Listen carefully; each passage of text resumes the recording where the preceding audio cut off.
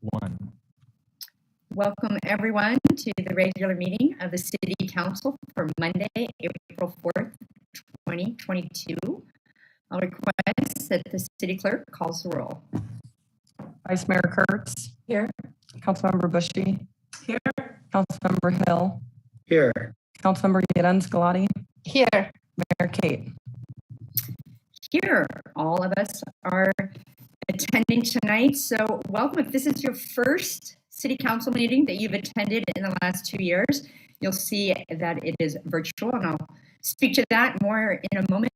I do want to recognize that present-day San Rafael is located in the traditional lands of the coastal Miwok people, and we recognize this history as well as those who still reside here. And if you're new, you see in addition to the council, you see on your screen the staff, and we just thank you again every meeting and hopefully in between the meetings for all the incredible work you've done to keep our city running during these past 2 years as well as the days to come. It has been new challenges and you've met them all, so thank you. And I am delighted, keep underscoring, after 2 years, our next City Council meeting, I'm already saying it, will be in person at City Hall. And we look forward to seeing as many of you as possible in the chambers. They will be in a hybrid format so people can still call in and participate.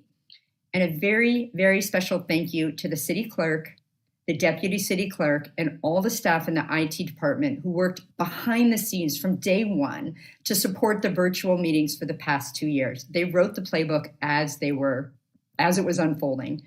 And it will be fantastic to be in the same room again. So in addition to celebrating our last virtual meeting, we want to recognize that Ramadan started 2 days ago, and we wish those a happy Ramadan to folks who are celebrating this holiday. We have 3 special proclamations on tonight's agenda, and I look forward to sharing those as well with our community. As we go about our city business tonight and enjoy the exercising of our fundamental freedom of living in a democracy, we continue to recognize the direct and indirect impacts of the Russian government's attack on Ukraine. San Rafael continues to stand in solidarity with the Ukrainian people as they fight to keep their democracy.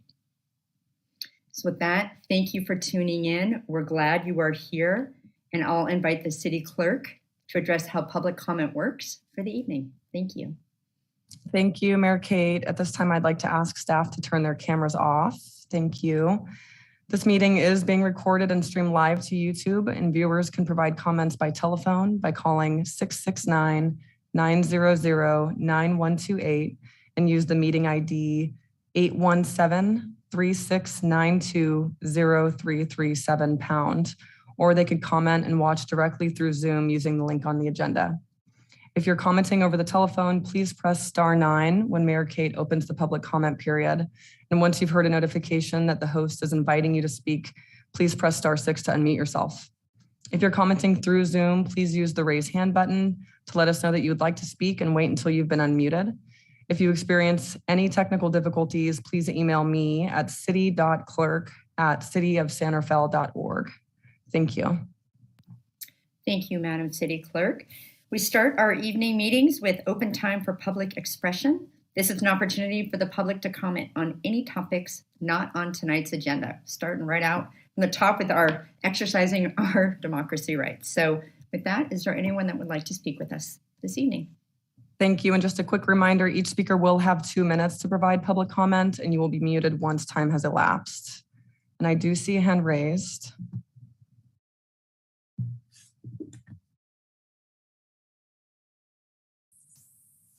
Hello. Hi. Go ahead. Hi, Kate and council members and Lindsay. My name is Salama Locks, and I am San Rafael's Commissioner to the Commission on Aging. And I wanted to announce our Thursday meeting, the topics that are going to be held for April 7th from 10 a.m. to 11. And we follow it with our business meeting following the educational offering. And so the offerings this Thursday will be Voters' Choice Act in Marin County and Housing Element, Housing Programs and Policies, Alternative Housing Options for Older Adults. The speakers will be Linda Robert, Marin County Register of Voters, Julian Zager, Senior Planner, Marin Community Development Department, and John McClowley, hope I said that right, Mayor of the City of Mill Valley. People attending will be able to learn and understand the new Voters' Choice Act in Marin County and how that will affect the upcoming election. I'm looking forward to that. Learn about goals of the housing element, discover how accessible dwelling units and junior accessory dwelling units and home match program offer alternative housing options for older adults, and understand the challenges of meeting the state mandated housing element requirement. And that's it. And I have 36 seconds left. Thank you. Thank you, Saloma. I can't wait till next month. Thank you. And thank you for representing San Rafael and the Commission on Aging. Thank you so much. Thank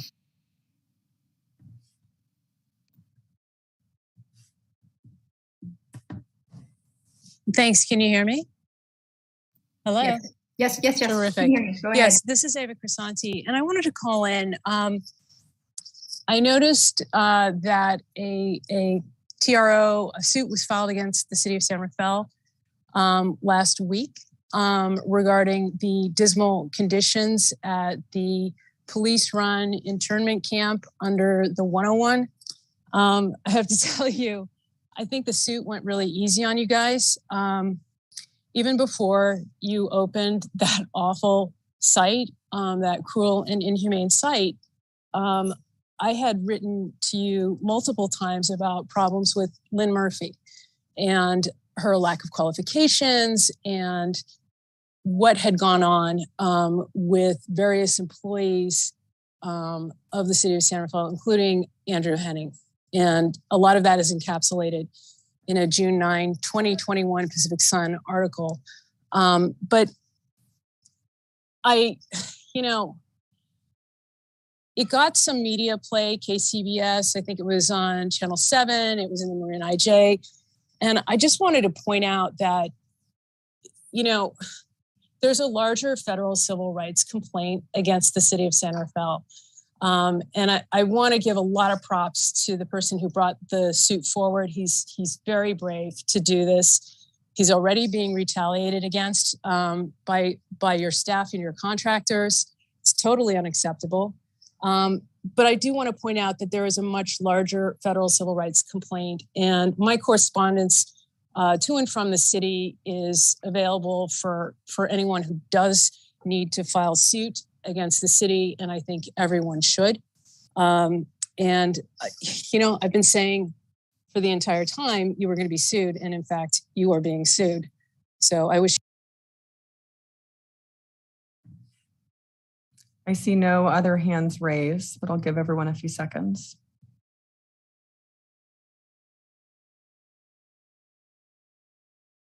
I see no further public comment. Thank you. And I do want to reiterate my opening comments that we are grateful to have the staff we have across the board and support the work that they do in our community. So with that, we will move on to the city manager's report, and we have the assistant city manager joining us today. There she is. Hello. Hi, Mayor Kate. Assistant City Manager Lilovich. That is a mouthful, but I like it. Go ahead. Thanks so much. Nice to see you, Mayor and council members. Happy to be here tonight to share a few upcoming events with you as Jim's on a well-deserved vacation and break with his family. First thing I wanted to mention is that wildfire season is always kind of with us, but it's really gearing up, and we've got some free curbside chipper services to help residents remove fire hazardous vegetation. So we've got on the City of San Rafael Fire Department's website, the specific neighborhoods and weeks that service is coming available to you. They start in late May and go through October. So I'm sure we'll provide more reminders as we get closer. But just as folks are preparing for what they're doing this spring, there's some upfront work to do to get ready for that. So I'm gonna include a couple of websites here for folks. cityofsanrafael.org/juniper-bamboo-chipping-program.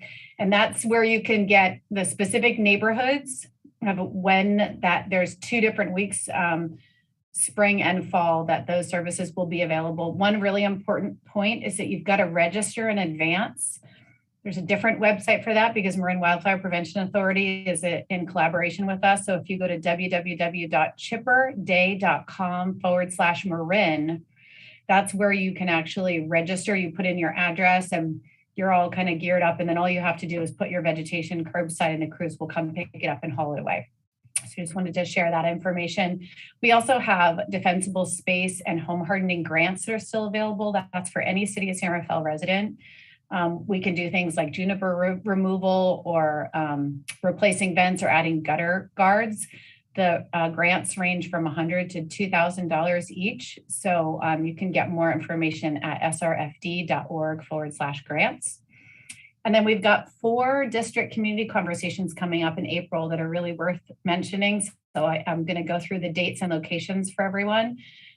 We've got Councilmember Hill in District 2 coming up on the 21st of April from 5:30 to 6:30 at the San Rafael Community Center. We'll have lots of space for folks to still physical distance there at that location. Councilmember Micah Uren-Scalati is going to have an Earth Day cleanup on Saturday, April 23rd for District 1 from 10 a.m. to 1:30 p.m., which is going to start at Pickleweed Park and at the Alboro Community Center. And then there'll be lunch and community conversation at the community center after the cleanup. Vice Mayor Rachel Kurtz in District 4 is having an event on Sunday afternoon, April 24th from 4 to 6 at the park in Terralinda. And Councilmember Mary Beth Bushy in District 3 will have an event on Wednesday evening, April 27th from 5:30 to 6:30 at Peacock Gap Park. So please come to those and share those with your neighbors. With the first round of these went really, really well. We had really great conversations and folks showed up. So just make sure to share that with your neighbors. The other thing, just as a reminder, is we are in a Park and Recreation Master Plan process, and there's a survey on the city website that's available both in English and in Spanish at cityofsanrafael.org/parks-and-recreation-master-plan. So please take a few minutes. It's not a very long survey, but it's a really important information for us to gather as we're developing our long-term planning in park and recreation. And then lastly, Mayor Kate mentioned that our next meeting is going to be our first in-person meeting, but just as a reminder, it will also be hybrid, so you can choose whether to participate in person or over Zoom. And there will be cupcakes to celebrate our first in-person gathering together April 18th at 7 o'clock. So thanks very much. That's all. Thank you so much. And if people didn't get those full URLs, the addresses, they can always just go to the cityofsanrafael.org website and put it in the search bar. If it doesn't come up, you can always email any of us and we will get you in the right direction, but hopefully it'll come up through the search bar. Thank you so much. I will invite the city clerk to see if there's any public comment on the Assistant City Manager's report. Thank you. To comment on Zoom, please use the raise hand feature. And if commenting by phone, please press *9. Once you've heard a notification that the host is inviting you to speak, please press *6 to unmute yourself. And each speaker will have 2 minutes to provide public comment and will be muted once time has elapsed. Thanks. I just wanted to point out that something the city manager didn't mention is that the city appears to be out of compliance with new legislation, AB 362, which mandates that all shelters and even navigation centers, which is what your quote SSA unquote falls under, they need to meet some basic residential habitability standards. So not having bathrooms, not having hot and cold running water, not having any refrigeration for food or for medicine that needs to be kept at a stable temperature, no showers. I understand that there's a shower truck that's supposed to come once a week. Imagine getting a shower only once a week. Apparently, according to Marin County Legal Counsel, you are trying to skirt around this by claiming that your quote SSA is an encampment. I want to point out that that doesn't make a whole lot of sense because you destroyed an organically formed encampment literally across the street from the current SSA in order to establish this new, shiny, better internment camp that still managed not to have any flush toilets. So it's amazing to me that this is going on in the year 2022. But I do want to point out that the question of whether you're in compliance of AB 362 hasn't been addressed. It's now being addressed by county legal counsel. And I haven't been able to get a proper answer from the city attorney. And I think that should be of concern to residents of San Rafael. And people need to go and take a look at what's happening there and how people are being abused. Thank you. I see no other hands raised, but I'll give everyone a couple seconds. I see no further public comment. Thank you, Madam City Clerk. And if we can ask the public to identify themselves prior to comment, that would be great. I know it's optional, but it has been something we do. Okay, next agenda item, Councilmember Report. I know you all have been busy. I will start with the Vice Mayor. Wait. Yeah, unmute. Unmuting. There you are. Yeah. Last time we have to say that to each other. So I know a couple of you were able to make it through the JCRC, which is Jewish Community Relationship Council. Here I Am event. It was on recognizing a forum on anti-Semitism, and it was very, very well attended. Appreciate Councilmember Hill and Mayor Kate being there, Mayor Kate speaking. We had a lot of good support. We also had representation from Captain Leon and others from the police department. So thank you all for being there. Our MCCMC Homeless Committee has been meeting.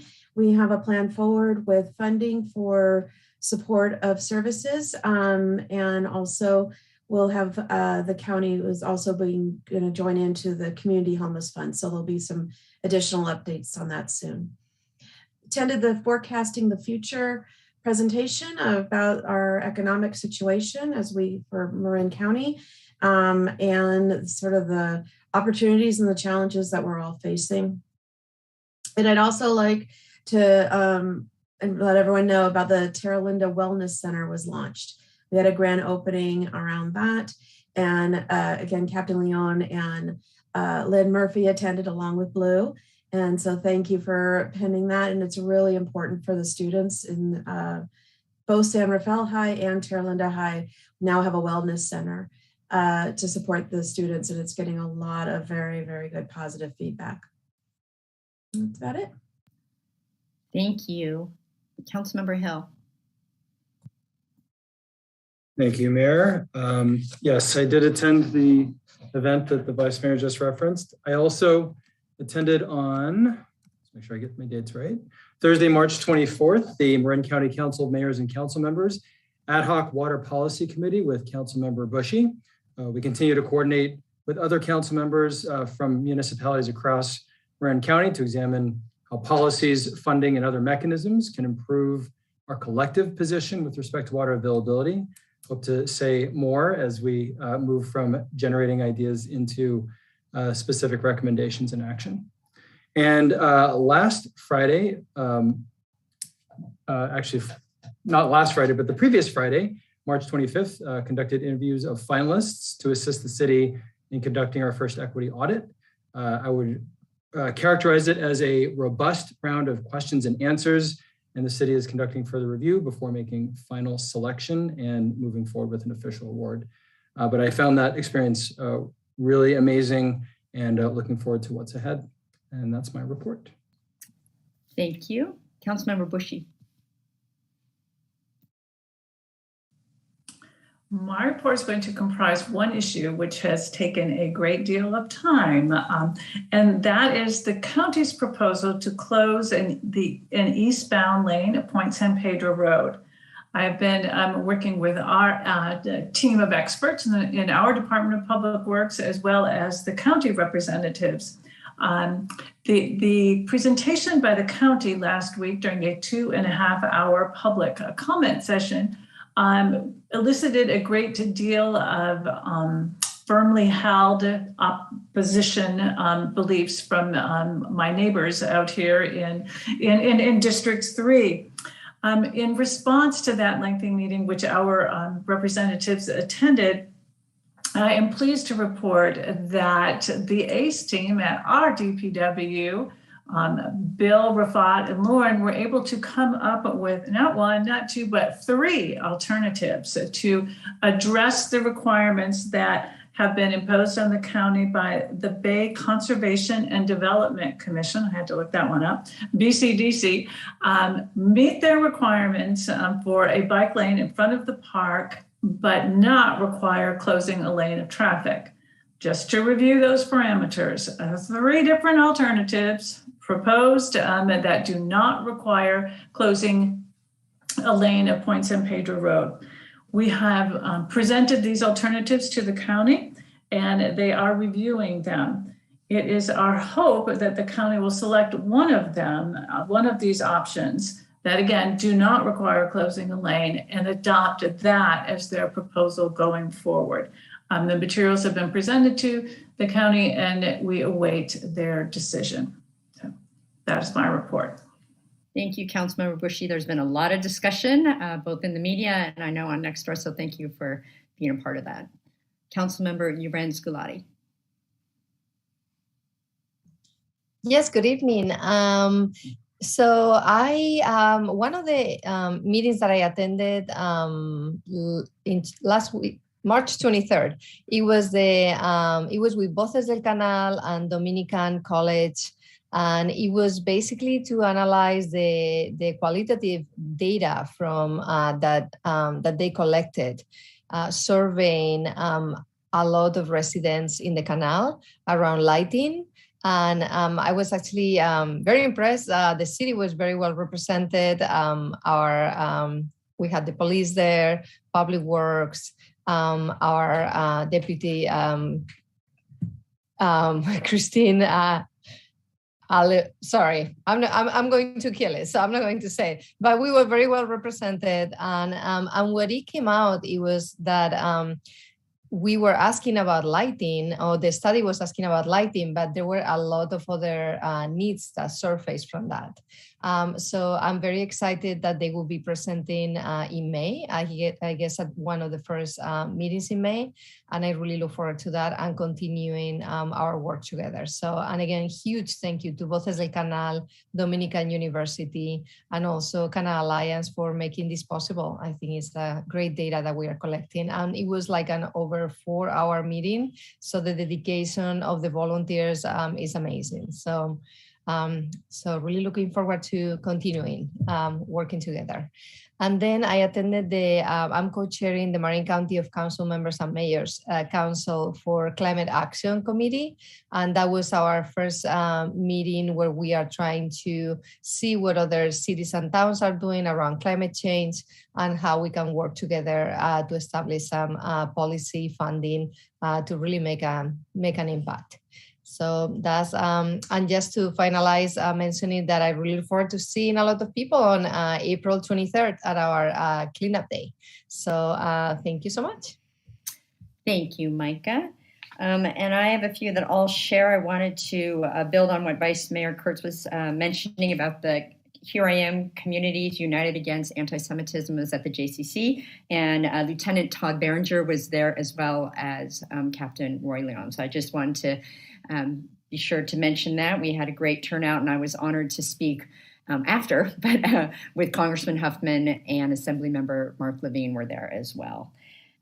My others, as usual, are on transit. So Marin Transit, we had a great meeting this morning, and we talked about the yellow school bus program and the funding formulas having to do with that. This is part of the congestion management that we have in Marin County. Locally for us in San Rafael, both San Rafael City Schools and Miller Creek take advantage of the yellow bus program. And we don't have enough time here, but it's very different. Every school district handles it differently, either internally or with Marin Transit, and those two work with Marin Transit. It's a 3-year funding cycle, and we are awaiting the final dollar amount from Transportation Authority of Marin, otherwise known as TAM, as they're finalizing the numbers officially for Marin Transit. But in general, the entire yellow bus school program for the Marin County is around $700,000. So it's very much a big investment because it is both needed from a congestion and getting the kids to school. So talked about that at Marin Transit this morning.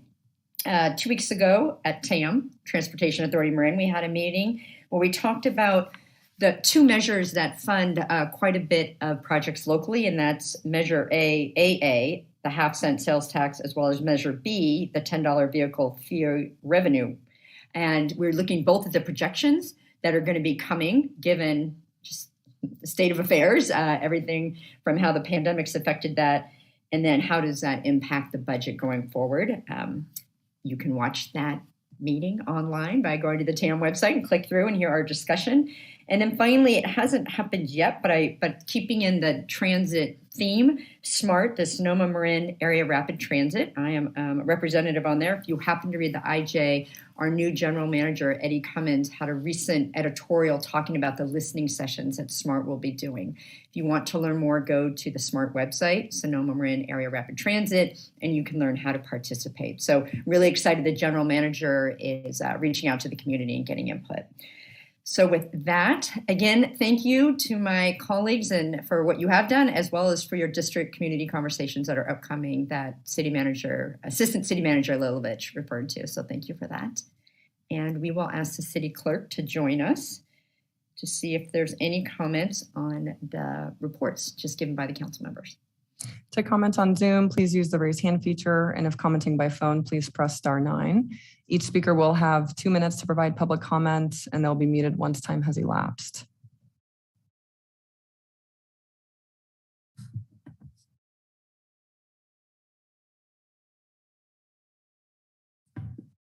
Oh, hi, my name is Ken King. I'm going to address the yellow bus situation. And that is, this is for public schools only.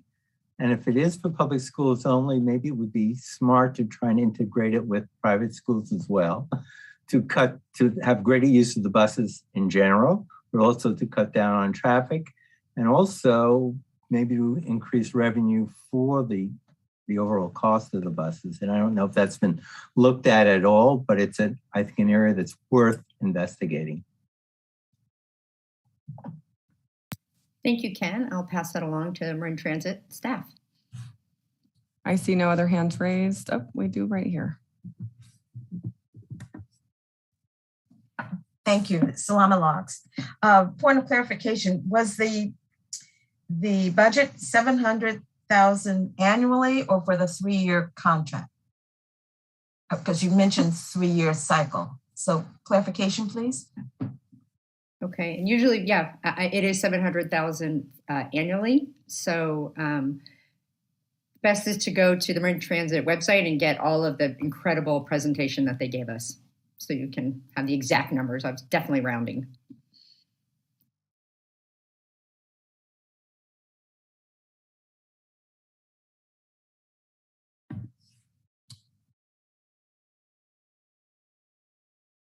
I see no other hands raised. Thank you. Thank you. We will close the public comment on the council member reports and move on to our next item, the consent calendar. Would my colleagues like to hold any items from the consent calendar for comment? Okay, if not, I will open the public comment on the items on our consent calendar, which is A through F. Once again, to comment on Zoom, please use the raise hand feature. And if commenting by phone, please press *9.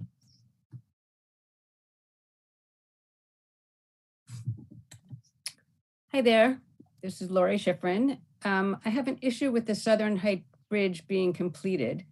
There were 4 enormous eucalyptus trees at the southern part of that bridge. One of them fell and started a fire, and had a neighbor not seen that, that could have been a disaster here. So the remaining 3, we were told, were going to be removed when they actually finished the bridge. That never happened. They are much smaller than they used to be. They've cut down a ton of them, in height. But the 3 stumps are still there. And I just went to look at them about 2 hours ago. 2 of them you can't even see are trees. They have that much overgrowth on them already. One of them you can definitely tell was a eucalyptus tree. What happened? Actually, I don't care what happened. They need to go away. I mean, that's not fair to all the people here that were told that those trees would go away. They're a fire hazard. So I wanted to bring that to somebody's attention because this is not complete in a lot of our eyes for that particular reason. The bridge itself is great. Thank you. Thank you. And I know that Chief White is listening in, so they'll make note of that because I think that falls into the wildfire prevention category, and the city's doing a lot around that. The actual item F is around the bridge itself, and I did appreciate that the bridge is great. That was your last sentence, and this really has to do with the actual construction of the bridge is the item. I see no other hands raised. I'll give everyone a couple seconds.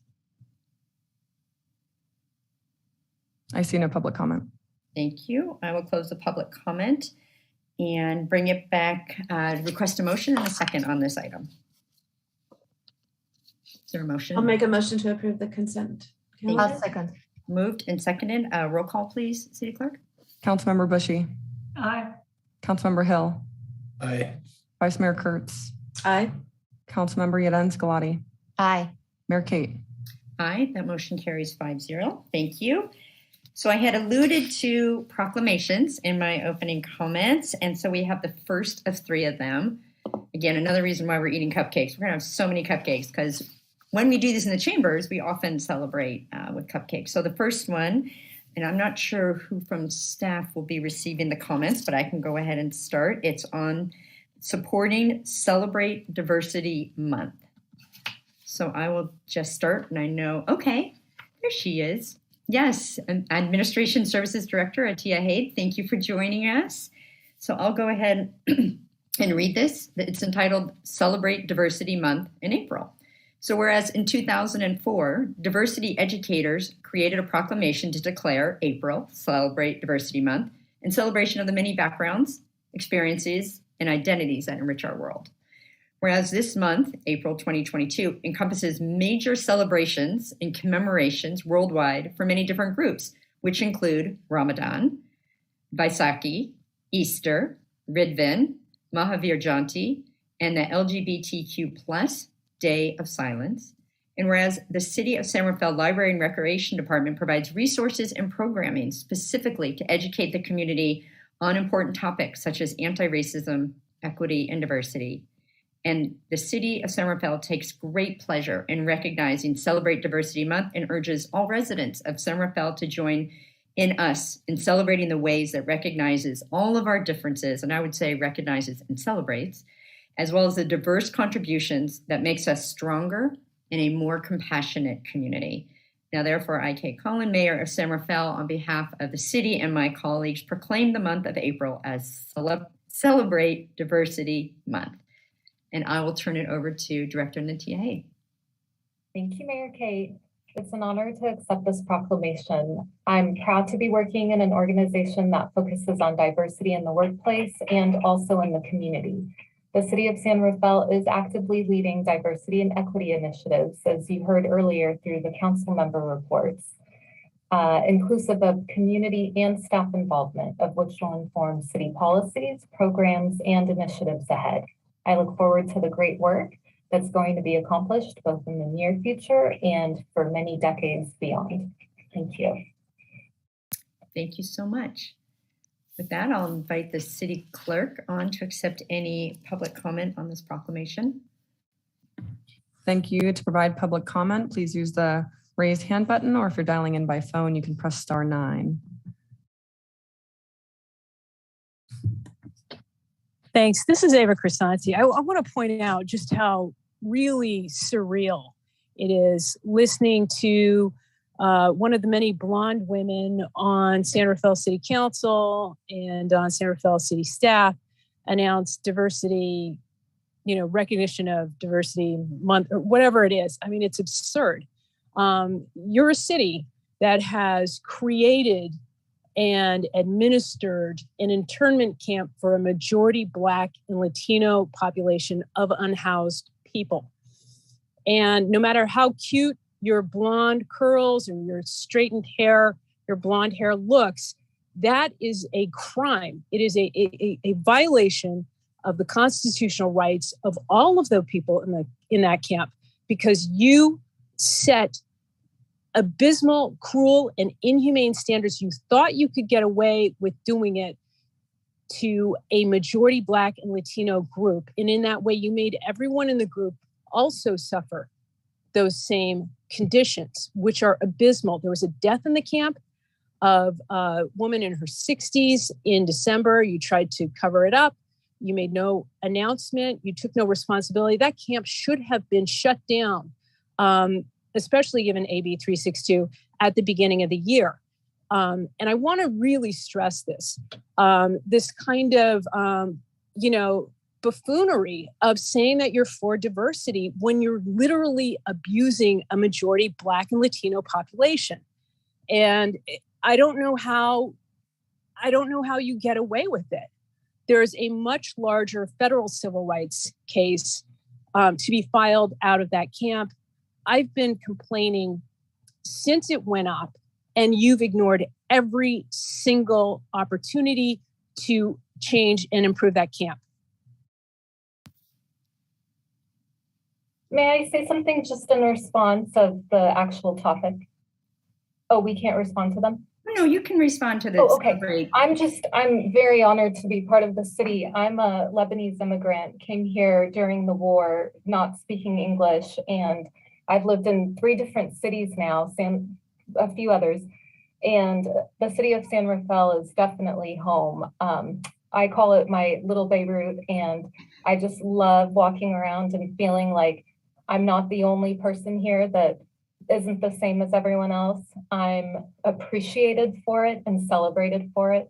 And it just means so much to me. So San Rafael is definitely a great community, and I'm proud to be a resident.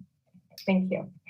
Thank you, Nadine. And if you're just tuning in, Democracy in Action, while I don't like personal attacks on my appearance and the way that people look, part of being a public servant is we get to be on the receiving end of what our public says and thinks about us. And unless we get direct threats, we just hear it. So I think it's unfortunate when comments become personal, but it goes with the territory. And I'm proud to serve our city and all the good work that we do, every day. So with that, we'll go on to the next. Mayor Kate, we do have one more public comment. Okay.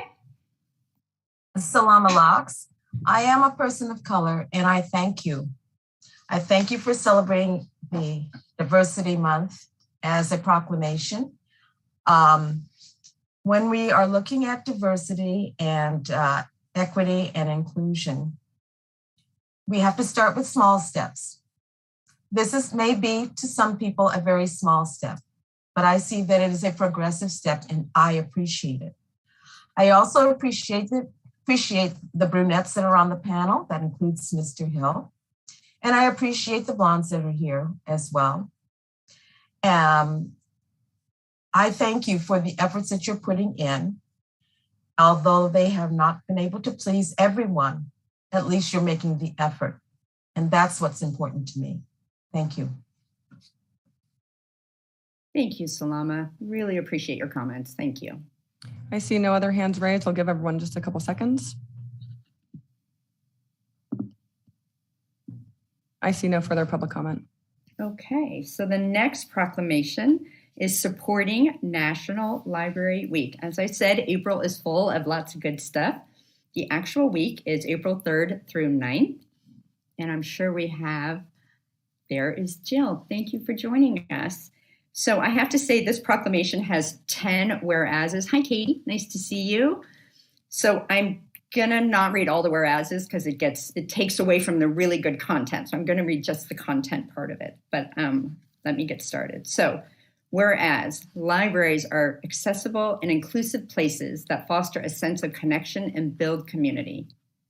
And libraries connect people to technology. They provide access to broadband internet, computers, and training that are critical for accessing education and employment opportunities.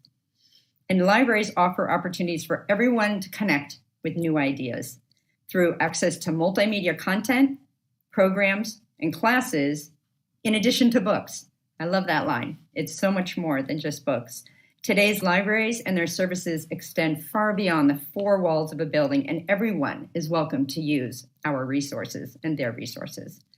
And in times of crisis, libraries and library professionals play an invaluable role in supporting their communities, both in person and virtually.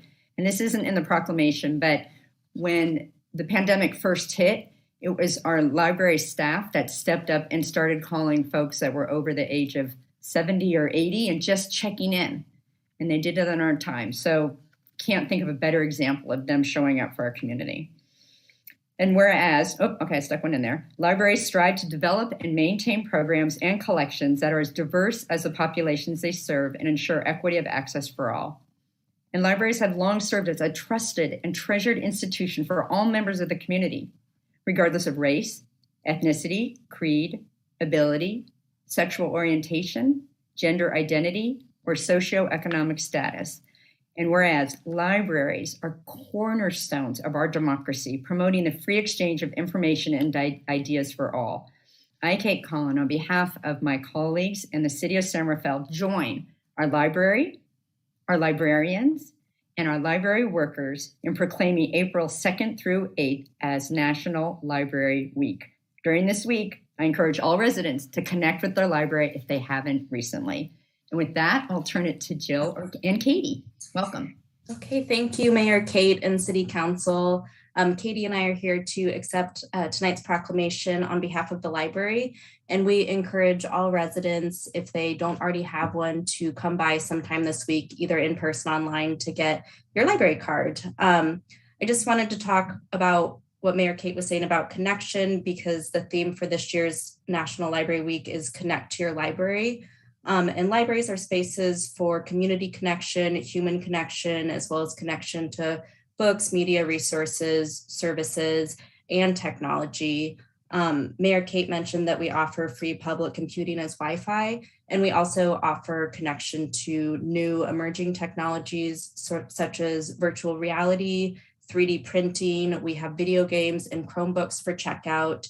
And we hope that you'll visit us at srpubliclibrary.org to learn more about our services. And thank you very much. Thank you. Katie, do you want to say a few words? I think Jill said it all. We encourage everyone to connect with the library this week, srpubliclibrary.org. Fantastic. Well, thank you. Maybe actually, Katie, you can talk just briefly where all the libraries are in San Rafael for people that might not know. Sure. We have 3 locations for service. The downtown library is open 7 days a week and 4 evenings a week now. The Northgate Library is at the Northgate Mall and is open Wednesday through Saturday. And the Pickleweed branch is at the Alboro Community Center in Pickleweed Park and is open Tuesday through Saturday. Thank you. I especially like the Northgate pop-up one, meeting people where they are. So thank you to Jill, to Katie, and to everybody else that makes our libraries function so beautifully every day. So thank you. With that, we will invite public comment on National Library Week. Thank you. To comment on Zoom, please use the raise hand feature. And if by calling in by phone, please press *9.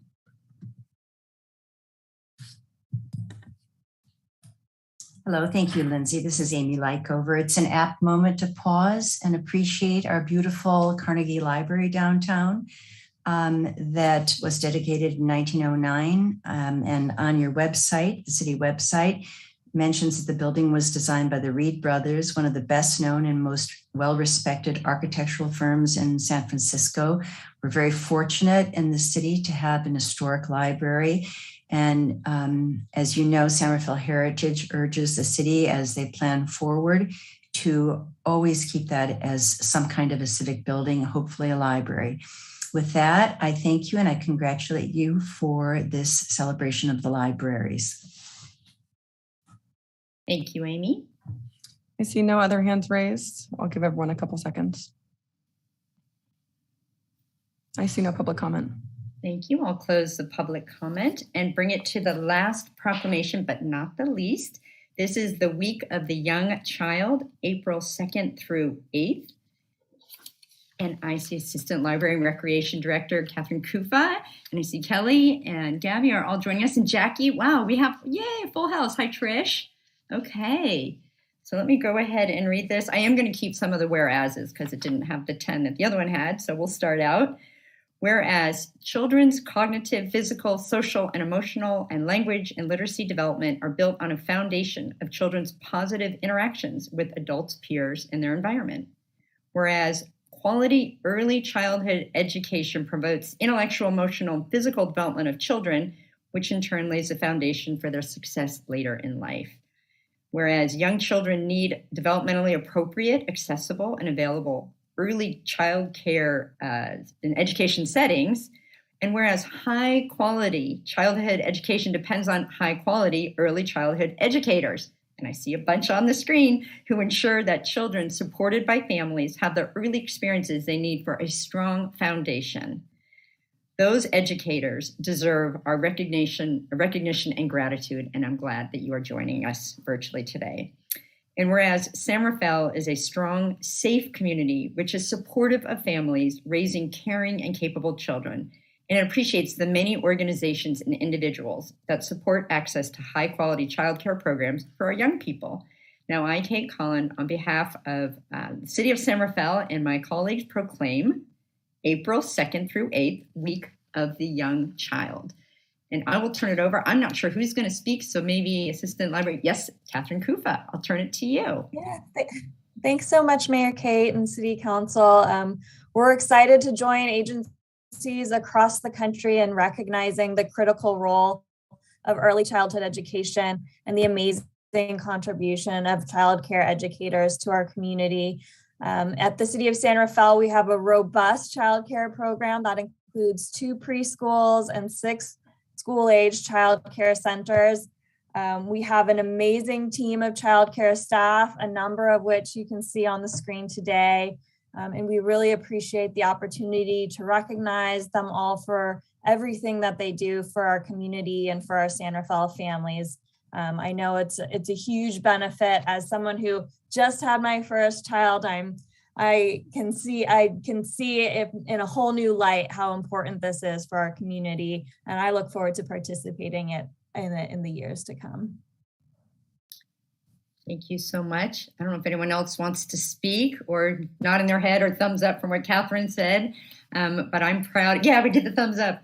Proud that San Rafael continues to offer high quality childcare and that education component. And I think childcare, when you hear that term, it almost undervalues it because it's education. It's just those daily interactions, and you all show up for our community and our community's kids every single day. So thank you so much. It's a delight to give you this proclamation. And with that, I'll invite the public to share any comments about the Week of the Young Child. If you're commenting on Zoom, please use the raise hand feature. And if commenting by phone, please press *9. I do see a hand raised. Thanks. It's Ava Crisanti. In the interest of continuing education and saying things that really should be obvious, I want to point out that there's a really big distinction between the quote diversity that the San Rafael City Council is featuring and what equity is actually defined by. So diversity becomes this kind of catchphrase. This is a little educational thing that cities throw out when they're doing grossly criminal things to a majority Black and Latino unhoused population that they're keeping under a freeway where there's an enormous amount of air pollution and noise and no hot and cold running water, et cetera. You've had a lot of complaints about this, but, instead of actually addressing equity issues, which would involve, making sure those people were in a place that wasn't making them ever sicker, what you do is you march a few, people, and I say this as someone who's biracial, but, it's very tiresome watching a parade of young and compliant, people who, don't actually represent the people who are stuck in that internment camp and calling it diversity, all the while repeatedly ignoring what's actually going on in that camp. And it's extremely frustrating watching this. And further, to suggest that pointing out that the San Rafael City Council is nearly all blonde is not an insult, is simply pointing out that there's a very severe racial disparity between the people who have the power in the city of San Rafael and the people who are being abused in the city of San Rafael. So, little educational moment for you. You're welcome. Just a reminder, accepting public comment on the Week of the Young Child. So if anyone wants to comment, I'll finish with the public comment and Trish, and then I'll bring it back to you. How about that? Because we do want to celebrate the educators and don't want to detract from the great work that you do. Do you see a hand raised? Okay.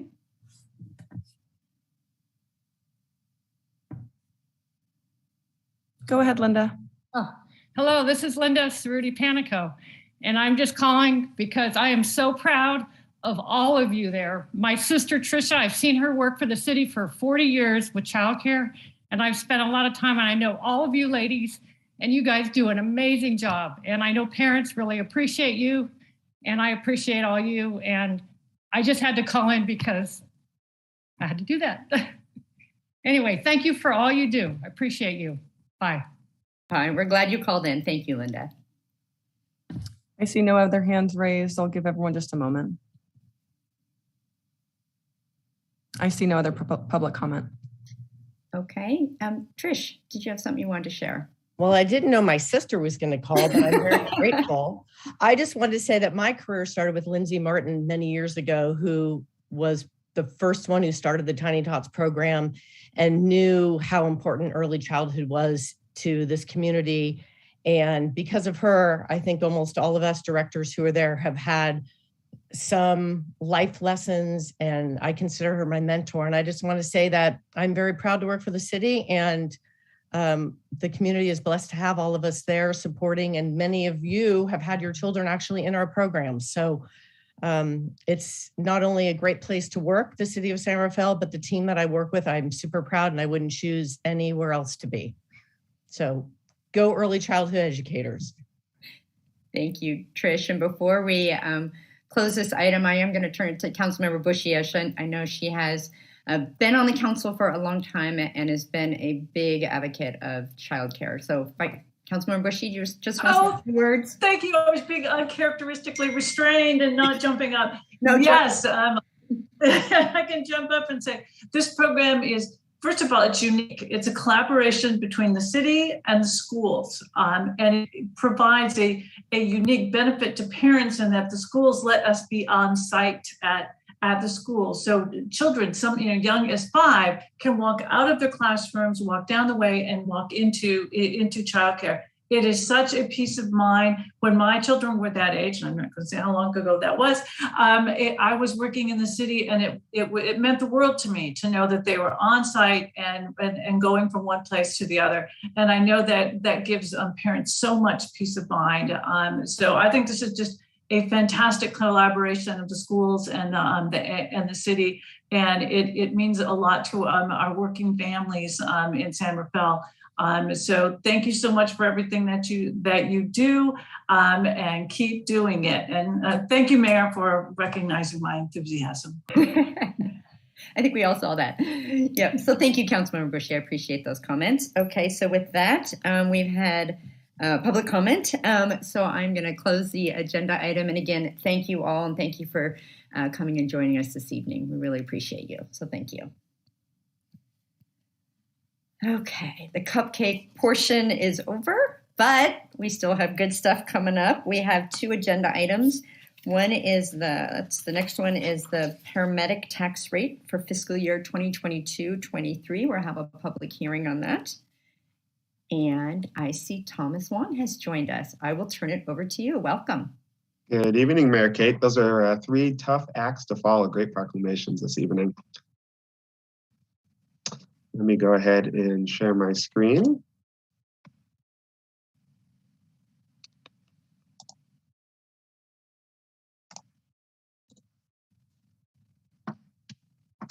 Great. Yep, we can see it. All right, great. Thank you, Mayor Kate. And good evening, Mayor Kate and members of the City Council. My name is Thomas Wong, and I am the Senior Management Analyst at the Fire Department. I'm joined this evening by Chief White, who will be available for questions following the presentation. This evening, we are presenting a public hearing to consider adoption of an ordinance increasing within the voter-approved limit the paramedic services special tax. The paramedic services special tax, or paramedic tax, was first approved by voters in 1979 for residential properties only. In 1988, voters approved an extension of the original tax along with a new per square footage tax on non-residential properties. The original ordinance establishes the authority of City Council to set the tax rates within the voter-approved limits based on the recommendation by the city manager. Along with San Rafael, the paramedic tax is also applied to properties in County Service Areas 13, 19, and the Marinwood Community Service District. The San Rafael Fire Department also provides paramedic service to these 3 service areas. The paramedic program is a 24/7, 365 emergency medical service, or EMS, provided by the San Rafael Fire Department. The program funds paramedics on every fire engine at all 6 stations, as well as ambulances at 4 of them. Station 52 and 57 have dedicated firefighter and paramedics that staff ambulances, and Station 55 and 56 are cross-staff, meaning staff drive the ambulance when called upon. All medical calls are responded to by an engine and ambulance.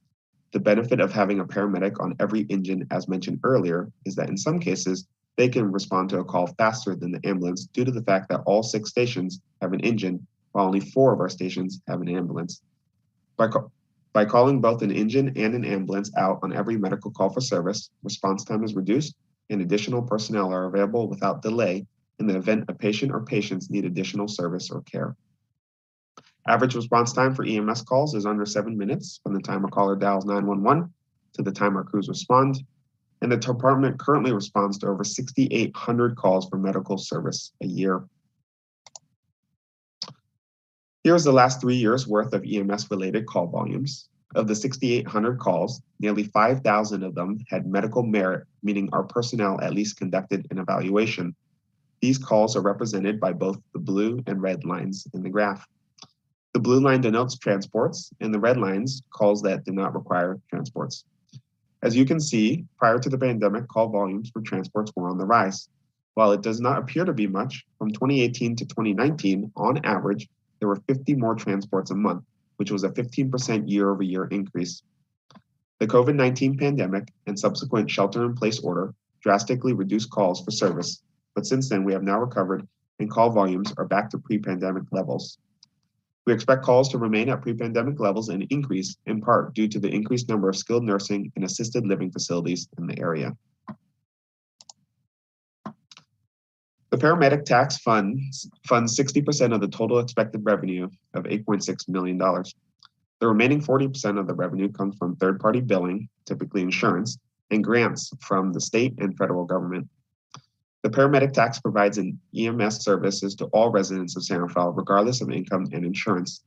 The city does not balance bill residents, which means that the city does not send a bill to any resident within the paramedic tax area for any amount owed that is not covered by insurance.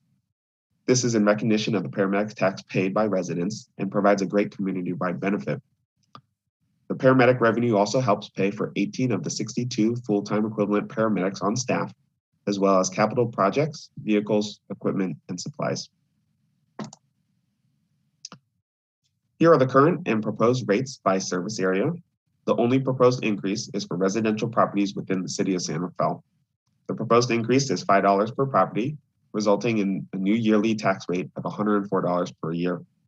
All other areas, including non-residential properties in San Rafael, are already taxed at the maximum rate allowable by law and are proposed to remain the same.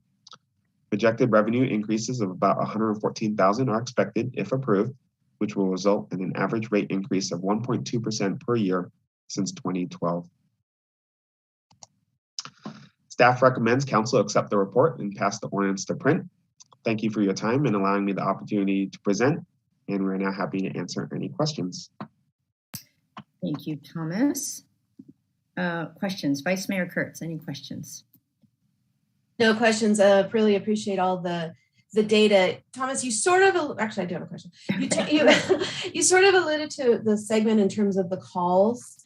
That's the calls, you're anticipating the calls to continue because we have a number of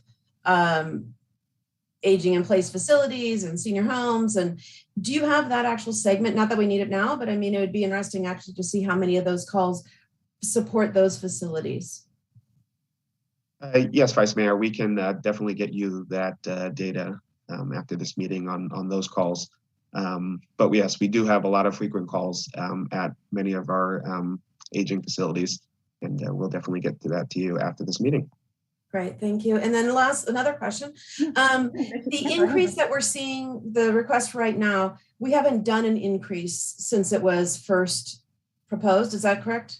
Is that there was an increase from the very beginning, from the first time, Chief? Yes. Good evening, Mayor Kate and council members and Thomas and City Clerk Lindsay Lara and public. I believe there was four increases on average every 2 years has been an increase. And so we've been incrementally approaching the increases up to this point. Okay. All right, great. So this is just consistent process that we've been doing. Makes sense. Yes. Great, thank you. Thank you. Councilmember Bushy. I want to talk a little about the incremental approach. Generally, I'm uncomfortable when we have uneven assessments across our different groups of constituents. I understand historically how this came to be, and 3 out of 4 of them have topped out, and we've got the biggest one left that still has some room to move up. My question is about the future. How can we put in place a plan to synchronize all of these amounts at the taxing levels at the next time that we go out, so that we make sure that everyone is paying the same? Similarly situated people within the residences within the city are assessed the same rate. That's a very good question. I'm not sure I have the best answer for it right now. I understand that there has been some distinct differences in what different community service districts are able to pay. But also understand that the effort might need to be more of a countywide effort to ensure that there's parity and a consistent fee set for multiple agencies, not just those including San Rafael and CSDs 13 and 19 or Marinwood. And so that may be a more comprehensive approach to ensuring that there's alignment across different agencies. Well, maybe what we need is like a message in the bottle to the future saying, when we let's make synchronicity, for want of a better word, with the other amongst our districts, one of our goals going forward. Certainly understandable. I agree. Thank you. If I may also comment on this item, because it's been in the works for quite some time now, and we are aware of the disparity, unfortunately. We have talked to both the CSAs and also Marinwood about it. And the challenge that we have is it's not within the City of San Rafael's control. So we do end up subsidizing a little bit of this, service, but the reason it's not within our control is because each district has to go to its voters and get this approved. And that has not been, based on surveys and word of mouth and things that they've been doing, it has not been favored. And so what I will say is what really helps us is that the relationship between all of the districts, towns, and cities in the county is very strong, and we all provide aid for one another. And so in ways that we may be subsidizing this amount, there are other things that are done on our behalf, on the city's behalf, by Marinwood and the CSAs. So thank you. Thank you. Thank you. No, that additional information was helpful. Thank you. Councilwoman Scolari. Yeah, so thank you so much. I have to tell you that when I came to this country and I, as an immigrant, and I live in San Rafael, I was so impressed with the service that the city provides. My father passed away when he was 38 years old from a heart attack. And I believe that if he would have been in San Rafael, maybe that would have happened. So I really believe that the service is incredible. And we all, might use it in the future, or, so I really appreciate this, and I fully support this tax. Thank you. Thank you. Thank you for sharing that, Micah. Councilmember Hill. Any questions? Thank you, Mayor. And thank you, Thomas, and thank you, Chief White, for being here. I had one question, and for the sake of transparency, I was aware of this well before this had come before us, which is that we had conducted a pilot called Direct Connect, and I know it had to be, Thomas had shared that it had to be halted due to the pandemic. But I was curious, one of the, I think, hypothesized benefits was to potentially cut costs in addition to be able to help people who need services, but not necessarily given a full, say, ride to an emergency room. Did we get any indications that it was trending in the right direction as far as being able to help us out operationally with costs and services? And I know that, Thomas, you had shared with me that it is under consideration to be continued again, but I wanted to see if there were indications that it was moving in a direction of benefit.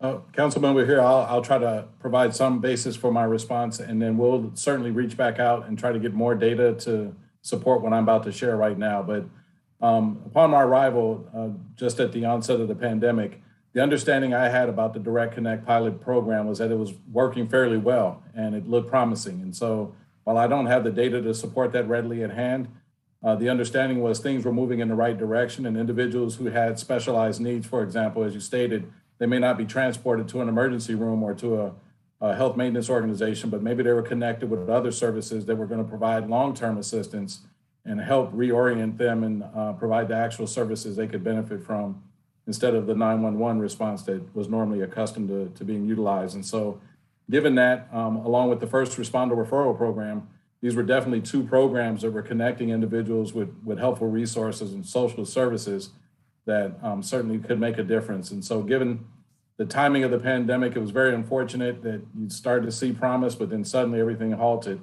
And I'm really hopeful that things are going to gain momentum again once everything stabilizes as far as infection rates and as far as staff's ability to get out and provide services once again in the same manner they did before the pandemic started. Great, thank you. Yeah, I'm prepared to support this. I think I'm looking maybe into the future, how much we can innovate and continue to find ways to deliver services more efficiently and in some ways create diversionary mechanisms. So I really would love to see this program come back and see what works and what doesn't about it. That's great. We do have a couple of ideas. For instance, potential partnering with HMOs to provide post-op visits and or wellness checks so that individuals aren't routed back to or utilizing the system and or services to go back to a hospital when they could actually be visited by some of our trained staff and then have that information communicated back to a health maintenance organization. So there are some partnership opportunities we'd like to look into a bit more, but again, the pandemic kind of slowed some of our momentum on those things that we had ideas and potential interest in. And so as we come out of this, hopefully that we'll get new traction and hopefully develop some cost recovery and or cost revenue generating opportunities as well. Okay, great, thank you. Absolutely. Thank you. And I actually don't have any additional questions. As always, my colleagues had great ones. So I will invite the city clerk to join us to see if there's any public comment on the paramedic tax rate agenda item. Thank you. If commenting on Zoom, please use the raise hand feature. And if commenting by phone, please press *9. I see no hands raised. Oh, here was one. Yeah, Ava Crisanti. If you're going to raise the tax rate for the paramedics, I'd like to know why when you had a death at the camp under the 101, the police were getting the call to go to the camp because apparently the fire department was unable to send anyone to that scene. And I also understand that there was no AED device. The dispatcher was asking for police if they had an AED device. I don't understand how you could keep up to 60 people, most of them medically vulnerable, in such incredibly unhealthy conditions and not have at least an EMT on site 24/7, especially with the money you were given, but certainly at least a first aid kit. I hear routinely from people within the camp that they don't have, if there is a first aid kit, they do not have access to it. Obviously, having emergency medical equipment there would be kind of a no-brainer. I don't know what role the lack of an AED device a ready AED device on site played in the December 9th death. But given how redacted most of the coroner's reports come back from the county, I don't know that we would necessarily know.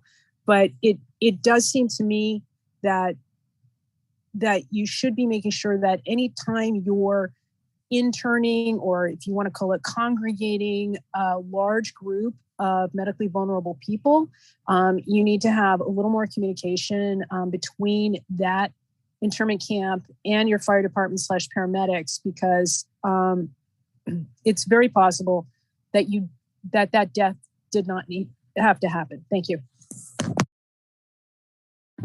I see no other hands raised. I'll give everyone a couple seconds. I see no further public comment. I'll close the public comment and come back to the council for any comments before a motion, and I will start with the Vice Mayor. Any additional comments or questions? No additional questions. Thomas, it's great to see you in your new role. Thank you for a fantastic report. I'm happy to support this increase going forward and support all the work from the fire department and the paramedics that this supports. It doesn't support everything. So it is a small incremental increase, and I think it goes to a very, very much needed service. So appreciate it. Thank you. Thank you. Councilmember Bushy. I absolutely agree with all the Vice Mayor's comments, particularly her commendation of Thomas in his new role. Excellent report. Thank you. Thank you. Councilwoman Micah. Yeah, I echo the same that my colleagues are mentioning, especially Thomas, with a great report. And as I would repeat again, I feel really, really fortunate to be in San Rafael with the services that they are provided, because this is not the norm. So just mentioning that, I feel really lucky. So thank you so much for everything. And I'm definitely supporting this tax increase. Thank you. Councilmember Hill. I'm going to sound like a broken record, but I agree with my colleagues. Yes, and especially for Thomas's report. I would again highlight something that he eloquently articulated around the history of the paramedic tax and what it's meant for our community. To me, this is graduated in nature. I agree also with Councilmember Bushy's comments around uneven taxation. Obviously, we got into the situation through a matter of history, and I don't think we're going to resolve that tonight, but I am standing with comments so far, and I will be supporting the motion when it arrives. Thank you. And thank you to my colleagues. Excellent comments. And yes, Thomas, great presentation. Seeing the calls for service, crazy, that big dip with the pandemic, and then it's just shot right back up. And really, when you look at the trend, if you just forecast it out, it's just continuing to go up. So I think the need is absolutely there. And you made that very, very clear to us. And thank you, Chief White, for your openness around Connect and other diversionary tactics. We're all on the same page. We all want the same thing. We don't want people having to call 911 if that's not the right approach. If it is the right approach, of course we do. But if there's another way they can get high quality service, we want to continue to explore that. So thank you. I would ask for a motion from the council on this item. I'm happy to make a motion. Okay, and you got a long thing to read in there. Yeah, that's what I was wondering. Okay. So, like to make a motion, pass ordinance to print, consideration of an ordinance amending the paramedic service special tax rates within the voter approved limit commencing with fiscal year 2022-2023 for improved residential and non-residential properties in the City of San Rafael, County Service Area number 13, County Service Area number 19, and the Marinwood Community Services District. Thank you. Is there a second? A second. Okay, moved and seconded. Roll call, please, City Clerk. Councilmember Bushy. Aye. Councilmember Hill. Aye. Vice Mayor Kurtz. Aye. Councilmember Yeden Scalati. Aye. Mayor Kate. Aye, that motion carries 5-0. Again, thank you, Thomas. Thank you, Chief White, and for all that you do to serve our community. Thank you.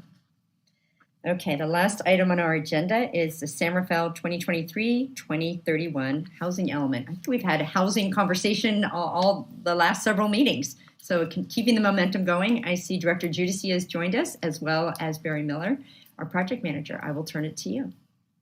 Thank you, Mayor Kate and council members. I will have Barry provide a presentation, but before he gets started, I wanted to share a few things. The housing element is an 8-year plan. It's focused on evaluating community needs and then establishing goals around housing.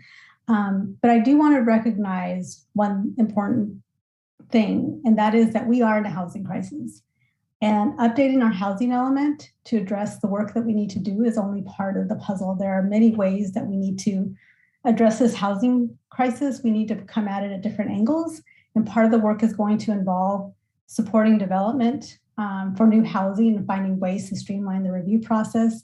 Part of that work is going to involve finding funding for affordable housing projects. And, we did that recently with Vivalon and Homeward Bound. The work's also going to involve preservation of existing affordable housing and evaluating our zoning ordinance to determine where there's opportunities for improvement and reevaluating our regulations and really thinking about where those regulations came from and what they do in terms of, segregation and segregating housing. So we need to consider all these changes and how they might, the changes might occur to further accommodating fair housing in an equitable way and find housing opportunities, not only for now, but for the future, for the long term. And then we're going to, I also want to make sure that there's an understanding that we're going to continue to do this work as we also update the housing element. So there are parallel paths that are happening right now. And then as we continue to do work on the housing elements, we're going to look at opportunities for addressing our RENA obligation, which, by the way, our RENA obligation is only one way, so we need to accommodate the RENA obligation because the state is holding us accountable, but we really need to address the RENA obligation because we're in a housing crisis. There is a need, there's a housing need. Our community needs housing and we need to find a way to address that. So as Barry provides his presentation, I know Council Mayor and council members that you're aware that we're in this crisis and that we're addressing things at different angles. But I want to make sure the community members understand that we are, the housing element is one piece of the puzzle. There's a bunch of other things that are happening in parallel, and that we're going to do what we can to address the need for safe, affordable housing within our community. I also wanted to mention, I mentioned Vivalon. Today we signed the loan documents that will allow the project to be funded. And then the next step for Vivalon is to start pulling permits. So that's a super exciting step that we've taken today. So I wanted to mention that. So with that, Barry, I'll go ahead and give you the mic. Great, thank you. Wait, Barry, before you go, so thank you, Dr. Juicy. So RENA, just for people listening, is a regional housing need allocation number. And I think, Barry, you'll probably get deeper into what RENA is, but just if you haven't heard that acronym, and welcome, Jacob. I would just want to say that too. Now, Barry, go ahead. Thank you, Mayor, and good evening, council members. Barry Miller, Housing Element Project Manager. I'm going to share my screen and walk you through a progress report on where we are with the housing element. And let me confirm that everyone can see the presentation. First slide. Beautiful. Yep, we can see it. Thanks so much. Great. I do want to also, before I start, point out we were made aware that there was a link in our staff report that wasn't working properly, and we have corrected that. So I believe it was there was a link to the previous period housing element and a link to the PowerPoint presentation at our last working group meeting. Those are both now corrected in the online version of the staff report. So I'm going to walk through pretty quickly some information about what the housing element is. We've been before the council before and the Planning Commission a number of times to talk about the housing element. But just for the benefit of those who may be less familiar who are watching this, this is a mandatory document. It's part of our city's general plan, and it includes our policies and programs relating to housing, the way that San Rafael has formatted the document in the past and how we will be formatting it this time is as a policy document, which is relatively short and goes straight into the policies and programs. and a technical document, which is where all of the various data and analyses that are required by the state government code are included. It just makes it a little more user-friendly when you don't have to dig through the 300 pages of data in order to find the policy that you're looking for. This is also the part of the general plan that is the most prescriptive. The contents are established by the state government code. The requirements keep growing as our housing crisis becomes more acute. The document covers an 8-year planning period, and you can see on the bottom of the slide, we've been at this for over 40 years now. We are now entering what's called the sixth of our 8-year cycles. We are currently in the 5th cycle, which ends January 2023. The next plan will guide housing decisions from January 2023 through January 2031. And like any other part of the general plan, we can amend this document at any time during the planning period as conditions change. But right now, we are in a mandated update. All cities, all counties in the Bay Area are going through a similar process. When we're through with the draft element, we'll be submitting it to the State Housing and Community Development Department for their review and ultimately for their certification. And I want to emphasize that certification of this document is really critical, both for funding eligibility and also for legal protection. This is a document that if we don't have a certified housing element, we're subject to fines and penalties, and the stakes become higher with every round, with every cycle. So I'm going to go quickly through the contents of the housing element and then focus on the 3 boxes where you see check marks. There are 5 technical tasks that underpin the housing element. First, a review of how we're doing on implementing our current plan, which was adopted in January 2015. Second is an assessment of our housing needs. This is based mostly on demographic data from the census, but also on anecdotal data and data that we hear from our stakeholders and from our working group and from folks in the community through surveys and other methods. We have an evaluation of our resources, and by that, we're primarily talking about sites where housing can be built in our city. So where within San Rafael can housing be constructed, specifically housing that's affordable to low and very low income households. And we'll talk more about that later on. The 3 tasks that you see with the checks are primarily completed. We're moving into the constraints analysis, which is where we look at as Director Giudice said, how does our zoning support our housing goals? Are there changes that we need to make to our development regulations to support housing? Are there factors that are out of our control, like the cost of lumber or the high cost of land? And how do we mitigate those factors if we can, to the extent we can, things like water and infrastructure? There's a new requirement for affirmatively furthering fair housing. And I do have a slide later on. I'll wait till that comes up before going into what's involved with that. But all of the technical analyses that you see on the screen feed into a new set of goals, objectives, policies, and actions. This is essentially our roadmap for the next 8 years for how we will be dealing with housing issues. So the first of those tasks I mentioned is an evaluation of the current housing element. The format that you see here is very similar to the format that we used in General Plan 2040. We did what amounts to an audit of each element of the general plan through that process. This is really an audit of our housing element, looking at each policy, each program, each goal, and then providing a staff level assessment. And I want to point out that the way we formatted this was really intended for members of our housing element working group. Again, we'll talk more about them in a subsequent slide, but it was to give them an opportunity to write their comments down and write their observations and provide those to staff. So we've assembled their comments and are taking that into consideration as we update the policies and programs.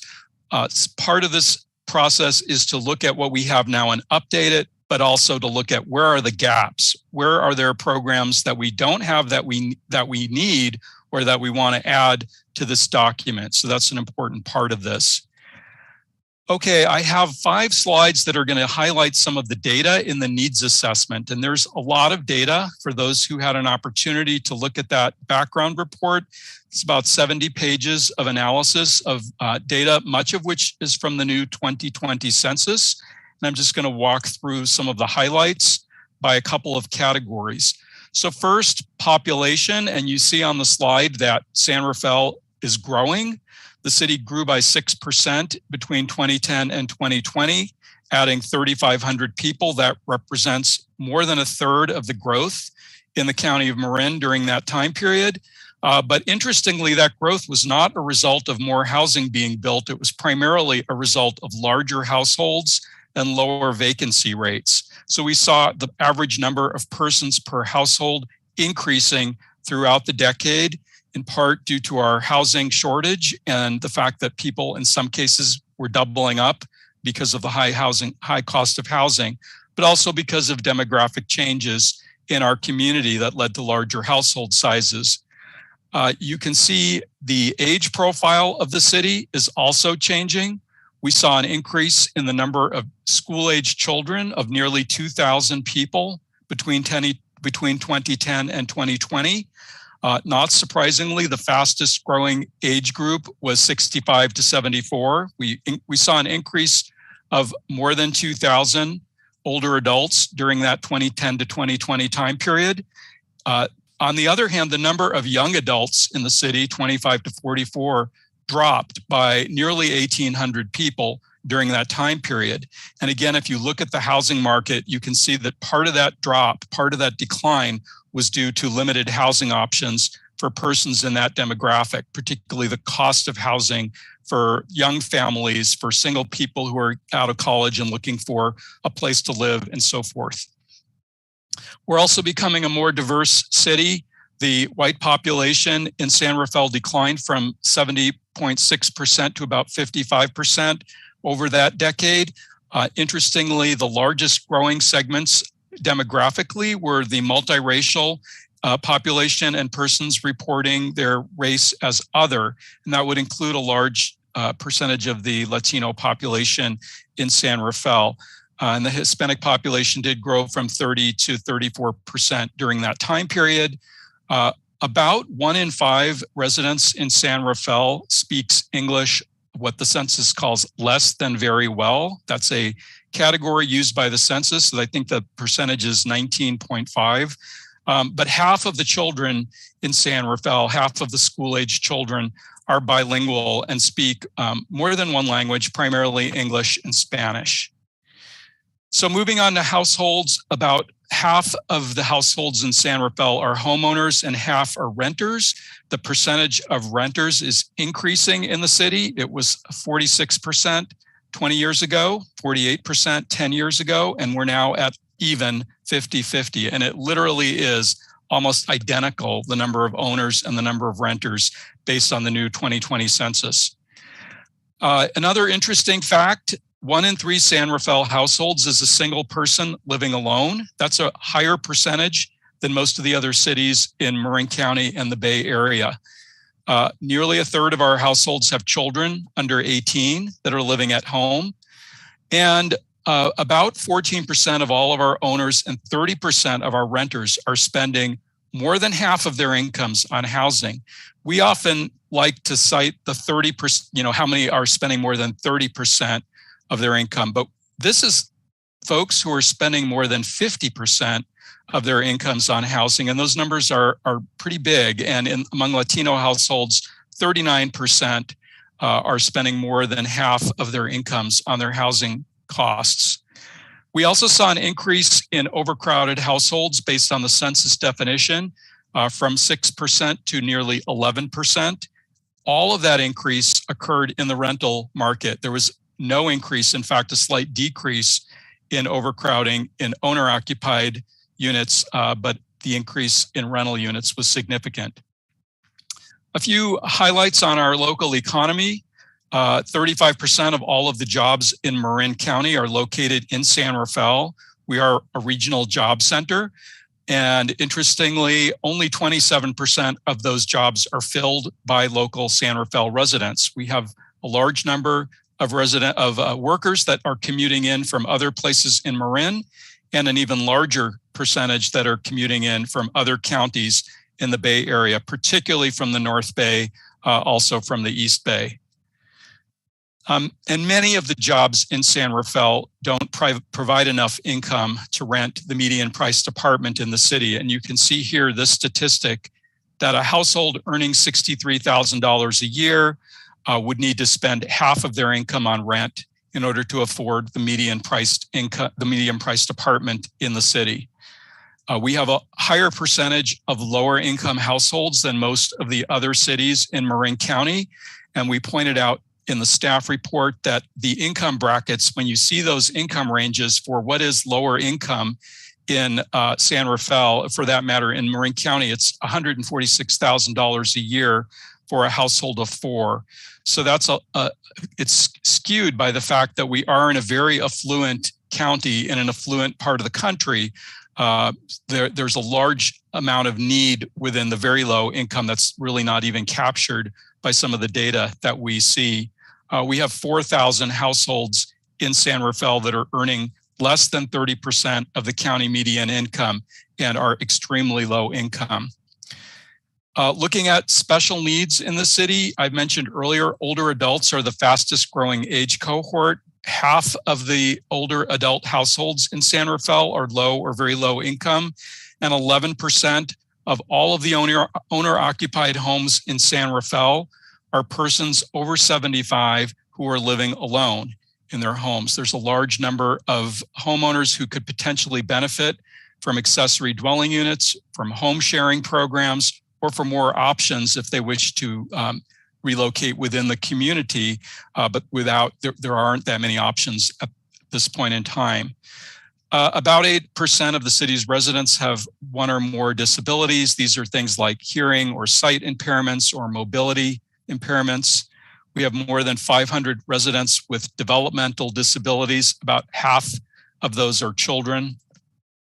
12% of our renter households have 5 or more persons, and the number of unhoused residents between 2015 and 2019 declined at the point in time survey. We know that an updated survey took place in February and are anxiously awaiting the new data for 2022. We expect to see that that number is higher now, and we know from the count of people living in their cars that was done a year or so ago that there is an increase in the unhoused population in Marin County and San Rafael. Last demographic slide looks at our housing stock. We are a primarily single-family community, but the percentage of homes that is multifamily is increasing. It's now about 44% of all units in the city. About 60% of our housing stock was built more than 50 years ago. That was a big boom in the 50s and 60s when much of the city was developed. Just under 6% of our housing units are vacant. And another interesting factoid, 54% of all of the housing units in San Rafael are 2 bedrooms or less. Again, looking at our large stock of multifamily housing. And we saw a 123% increase in the price and the cost, the median value, I should say, of a home between December 2011 and December 2021. The median in December 2021 was $1,370,000, requiring income of over $300,000 to purchase housing in San Rafael. Median rents also increased not quite at the same rate as the homes that are for sale, but we did see nearly 50% increase over the decade, actually more than 50% increase between 2010 and 2021. So I'm moving on into the next category, which is our housing opportunity site analysis. Mayor Kate mentioned the RHNA is the Regional Housing Needs Allocation. Each city in the Bay Area is given a number, and that number is the number of housing units that we need to plan for during the next 8-year period.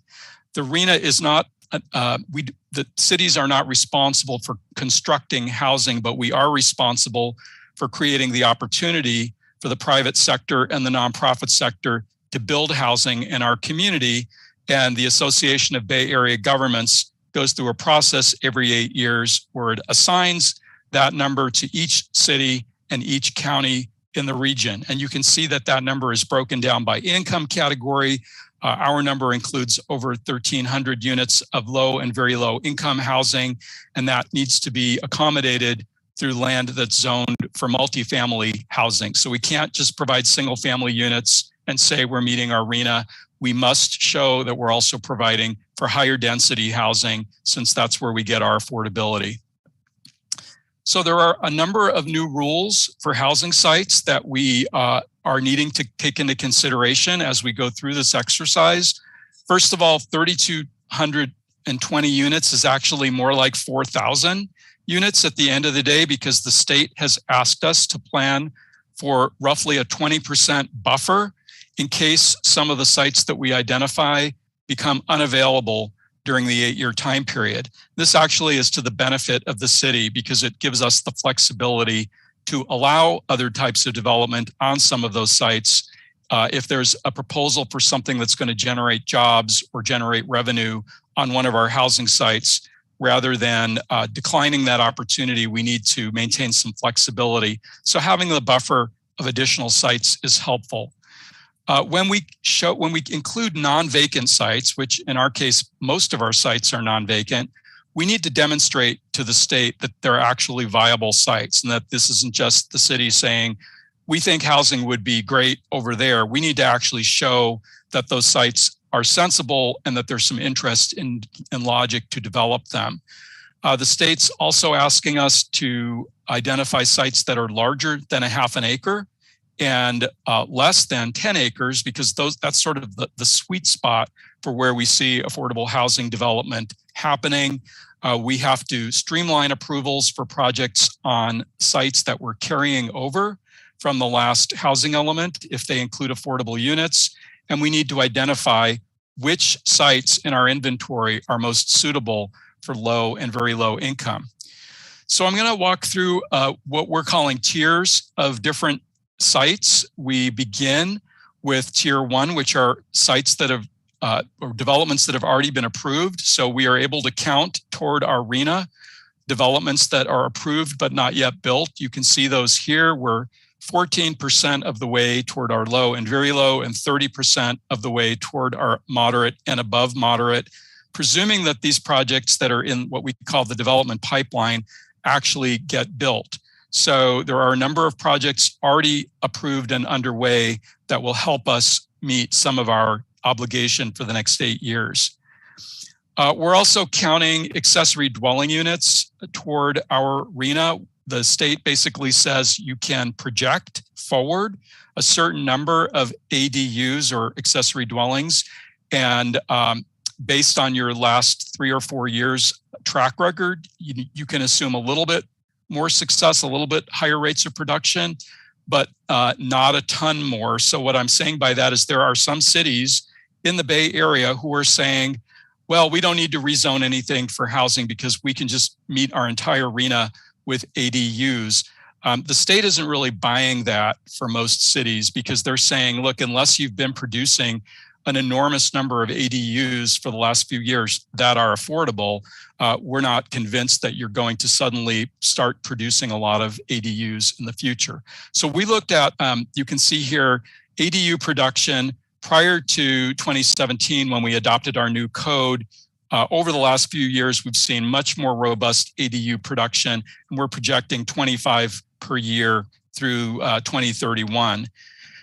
And we've actually assigned those to the income categories. ABAG was good enough to do a survey of accessory dwelling unit rents in the Bay Area, and the state is allowing us to use the findings of that survey to allocate our projection of ADUs to the different income groups. So it's mostly moderate income, some low income, and just a few very low income units that we think we can meet through our ADUs.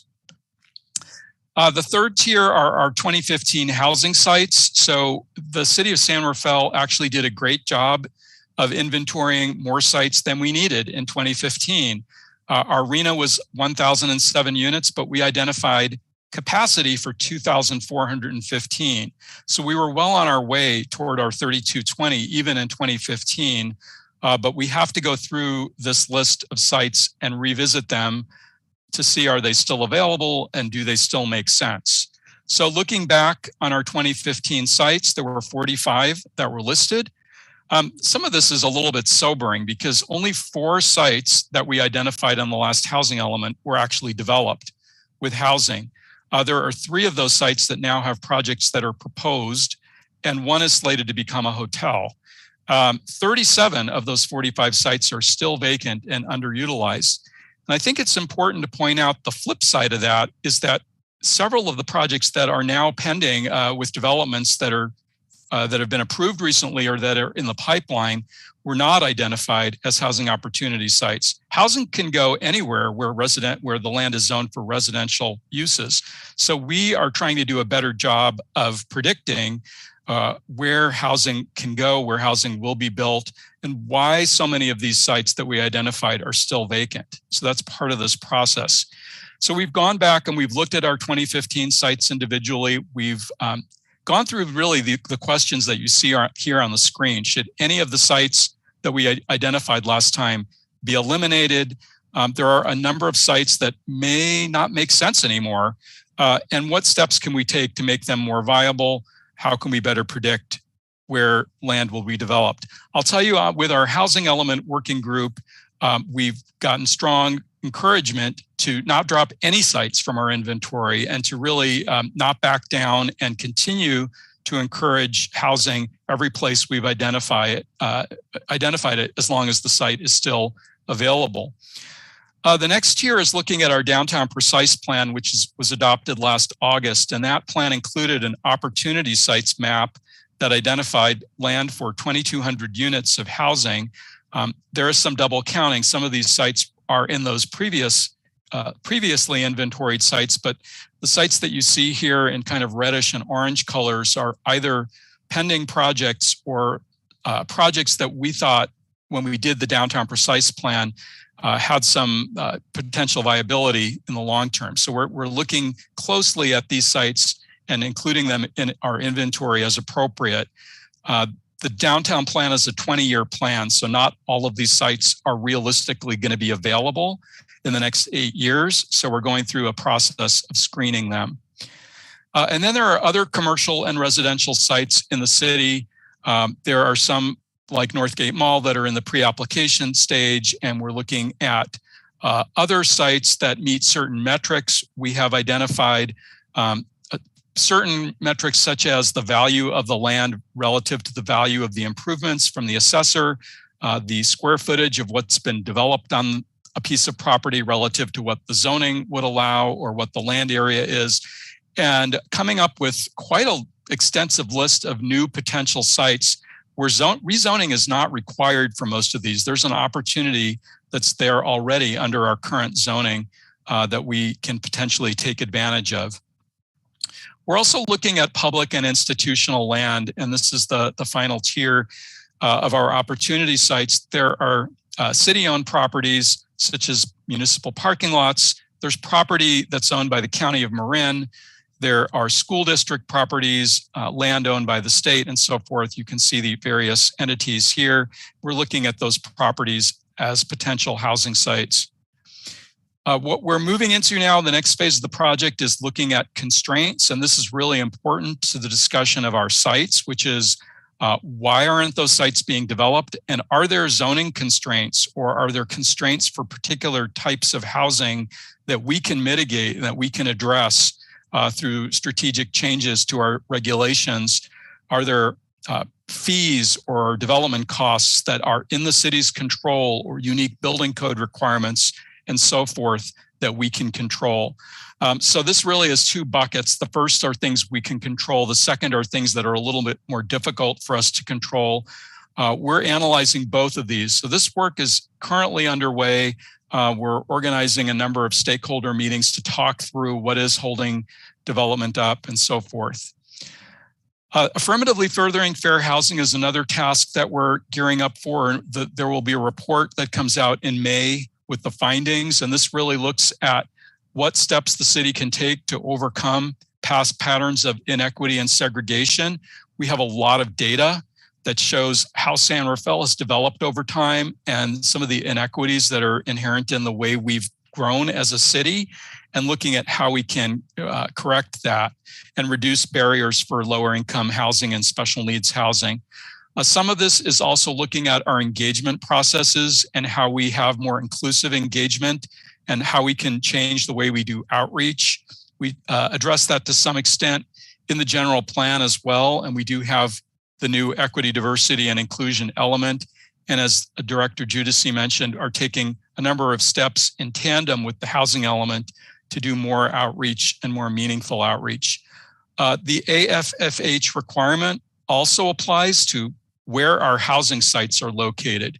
So it's really important that we are distributing our housing opportunities around the city. We can't cluster them or concentrate them all in one location, all in one census tract. So we're looking at ways we can distribute our, particularly our higher density and more affordable housing units around the city.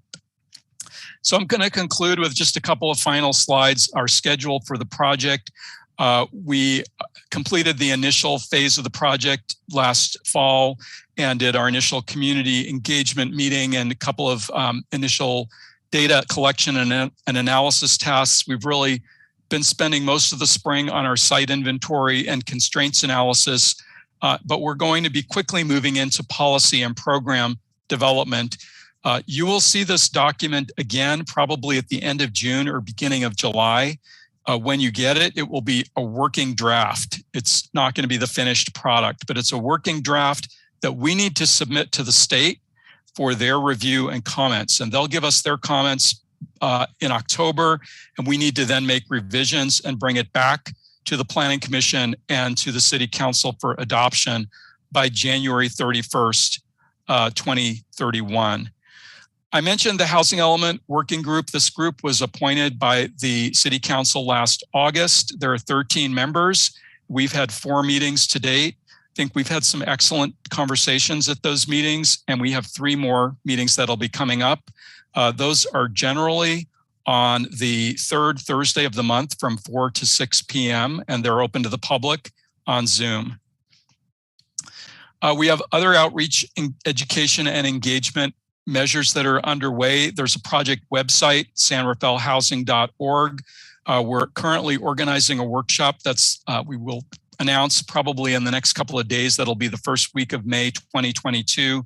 That will be a Zoom workshop at this point. There's a housing survey also at sanrafaelhousing.org. We are continuing to do outreach to civic groups. We usually do a few a week. And then we have a youth engagement program through Youth and Arts. We're meeting in small groups to talk about some of the topic areas you've heard me mention, commission and council meetings like this one, and a focused program reaching out to, in Spanish, primarily to non-English speaking residents. This is the last slide, and I don't mean to end on a downer, but it's a cautionary note about what's going on in Southern California. So just a heads up that Southern California is a year ahead of the Bay Area in their housing element cycle. The state has basically their due date for their housing elements was October 15th, 2021. So nearly 6 months ago, all of the cities in Southern California and LA County and the other counties submitted their elements. I'm wanting to point to this circle right here, which shows you that 7 of 197 jurisdictions have been found to be compliant with the new housing element requirements. 180 are out of compliance. So nearly 6 months into the cycle, 180 out of 197 are actually, it's 190 because 10 haven't even submitted anything to the state yet. So just a kind of a cautionary note that the state is holding cities to a much, much higher standard this time around in their review. So we, I put this out there just to say, not to say, well, we're going to be the exception and nail it and get it right the first time, but just to say we need to be prepared for some harsh commentary from the state and some major revisions to our document as we move toward the end of this process next year. So with that, I'm happy to answer questions, and thank you for having me this evening.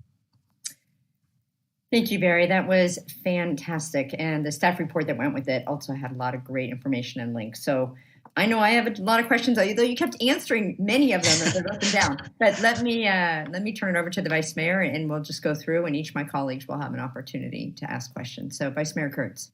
Great. Thank you for the report. Very, very helpful.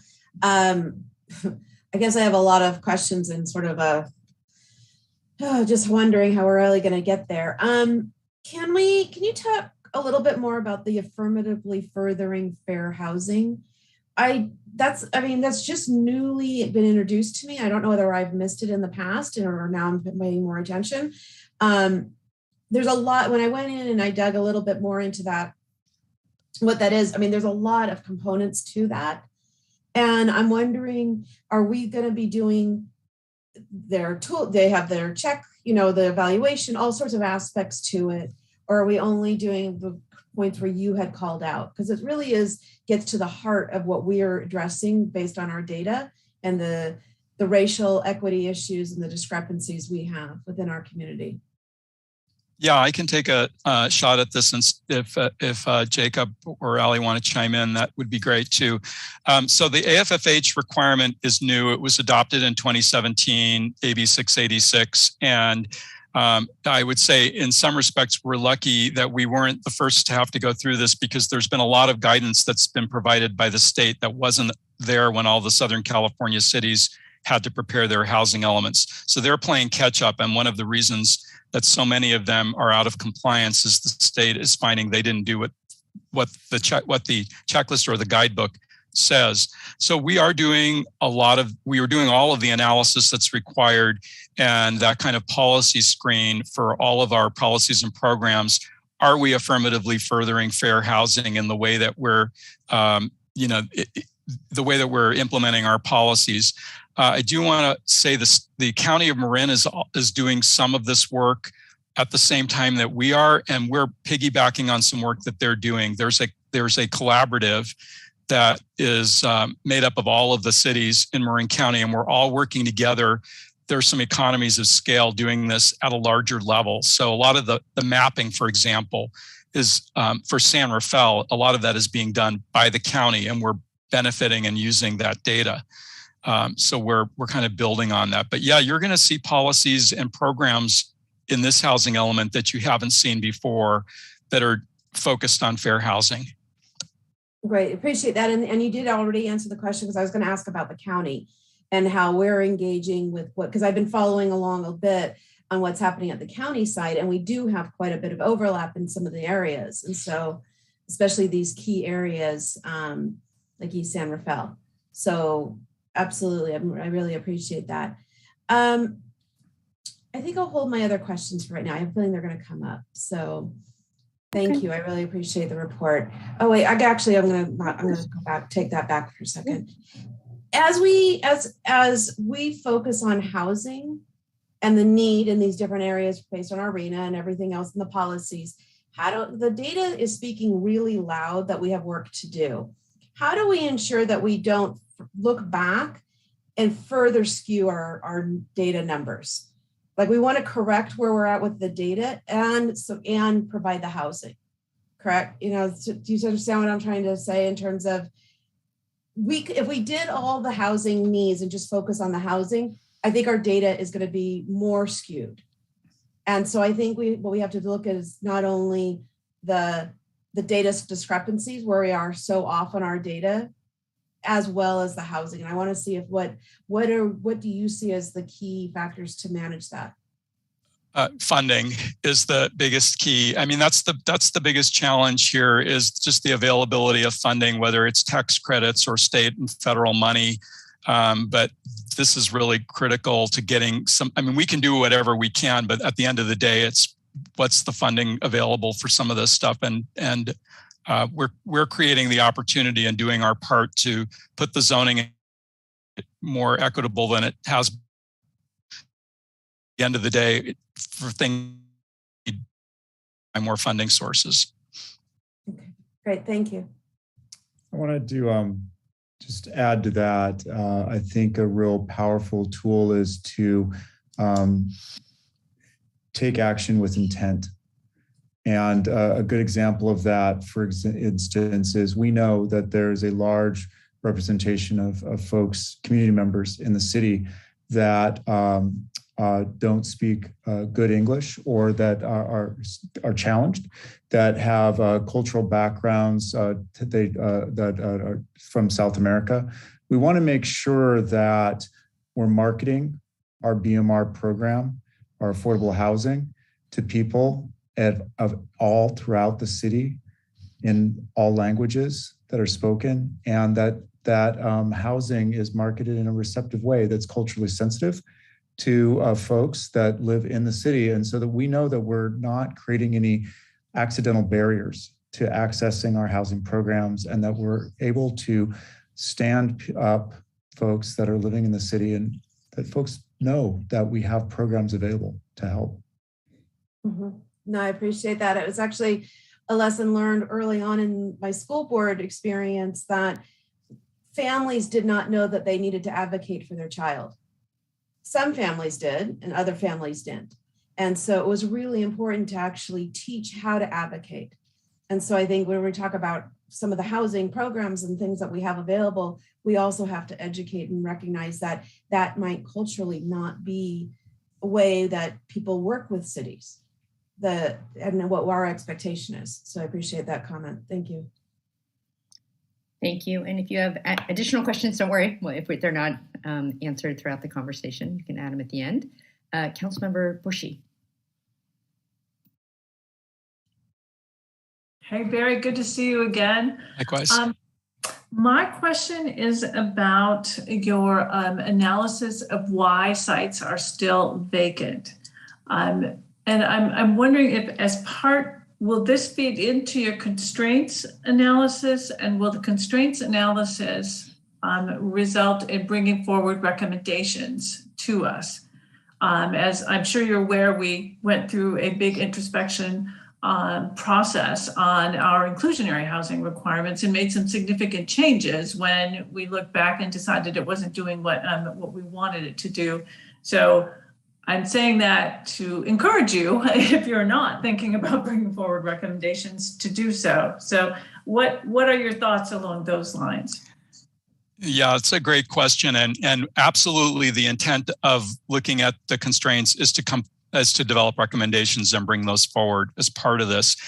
In fact, we're required to do that under state law. If we identify a constraint, we have to mitigate the constraint.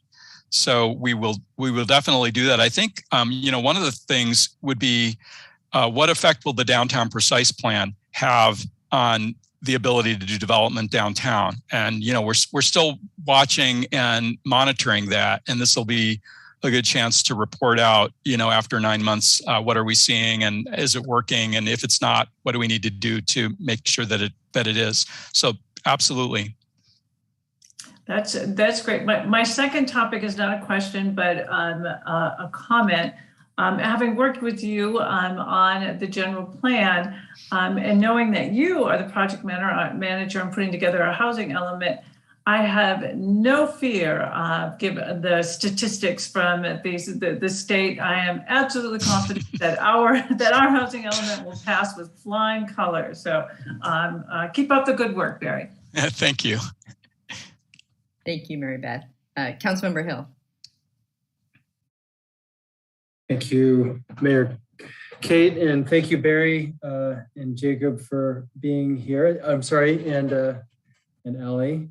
It's good to see you. My question is actually it's not a question. It's a request. If you could, because you've done this before, but I think for this council meeting, could you describe for us the 13-member housing element working group a little bit? I know that they represent different personas in our community, but I wonder if you could describe a little bit about them, because my sense is that they were selected so that you could collect potentially contrasting opinions from across the community. So I don't know if you could describe that a little bit.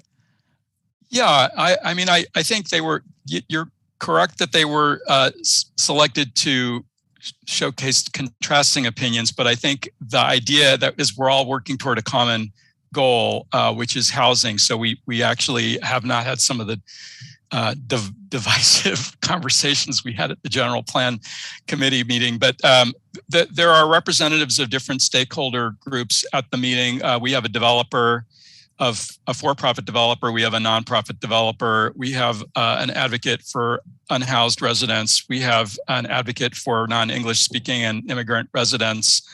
We have a fair housing advocate. We have a person who specializes in equity, diversity, and inclusion issues. There are two representatives from neighborhoods. One is a homeowner and one is a tenant. We have a planning commissioner on board, and then there is an environmental interest group that's represented, and I'm probably missing a few, but it was intentionally selected to be a diverse group that represents multiple interests. That's great. Thank you. And then you mentioned recommendations, and I don't want to jump the gun, or maybe you can just tell me now's not the time to ask. But perhaps you can, without maybe tipping hat on what we would do exactly, can you characterize some of the knobs and dials we might be able to turn with respect to, say, encouraging development, if that's where we want to go? I'm not saying we necessarily do that, but maybe can you talk about maybe some of the things we can do to incentivize, maybe just focusing on development for now? Sure, yes. And I think, again, the downtown precise plan is probably the best example, and it's whether we want to replicate some of the things that we've done downtown in other parts of the city, such as eliminating the density metric and instead using floor area ratio or height as the way we determine what the envelope is that can go on a site. Or looking at the use permit requirements for housing in certain zones, or again, the height limits that we're applying in different parts of the city and different zoning districts. So I think it's less about changing the designation of a property from one category to another, or from one zoning district to another, and more about what are the standards, what are the regulations that apply, and are they working? Can I add a couple of things? So the housing element is going to look at kind of the bigger picture, like what are the things that we can look at, and there will be opportunity beyond that, and even in parallel with that, as I mentioned earlier, to look at our existing regulations and find opportunities for accommodating housing development. So, I think the question that you were asking, and part of the question was, is this too soon? And it's not too soon, but also there's work to be done before we get to that level of detail. Thank you. And then my third question, I'll try to frame it as a question. It might be more of a request, actually, which is, there was a lot of data, and in my mind, I was formulating many stories about the different personas that showed up in our community. And it's probably not something that is mandated in the housing element, but I am interested if there's a way that we can frame an expression of talking about the different personas of people in our community and what is their path into housing. There's clearly challenges with affordability for certain personas, and there's others where people are, say, living single in single family homes. And there are probably suggestions of where people might go in terms of where they are today and where they might be in 5 or 10 years. So I think what I'm describing is a journey map based on the personas that we're describing in the data. I am curious about that in terms of how we can express that. Maybe if not in the housing element, maybe it's something that we can do to express what our community members look like today and where they are going to live in the future. Great. Thank you. Thank you. I haven't heard, Barry, have you been familiar? You called it a journey map, Councilmember Hill? I was just trying to, is that the term? Yeah, I think it's a tool that is used to really describe personas, people in our community, right, of certain background, dispositions, and what their current state is and how we want them to move through our city in terms of their their housing condition. A lot of times it's used for system design. It So is the type of users who are using your systems. No, I understand that. So Barry, has that tool been used? Do you have other cities? And I love the idea, and I want to use best practices if there are other cities that are using some similar tool, trying to get at what Councilmember Hill's trying to capture. Yeah, I think it's the closest I can think of to what we're doing. And again, Jacob or Ali, you can chime in on this too, but we're asking folks to tell us their housing story as part of this. I mean, many of our meetings start off with that message, tell us your story.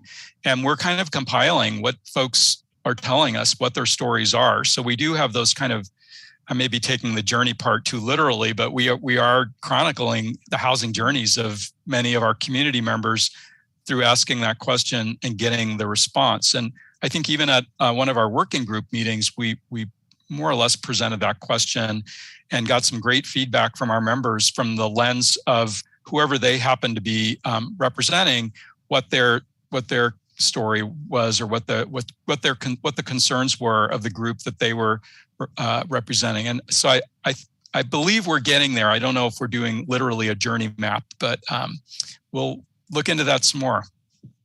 Thank you. I just wanted to clarify on that. Thank you. Councilwoman Urens-Gulati, any questions? Yeah, thank you so much for the report. Really appreciate that. So, I've been thinking about, like Councilmember Hill, some of the people that we are describing in the statistics.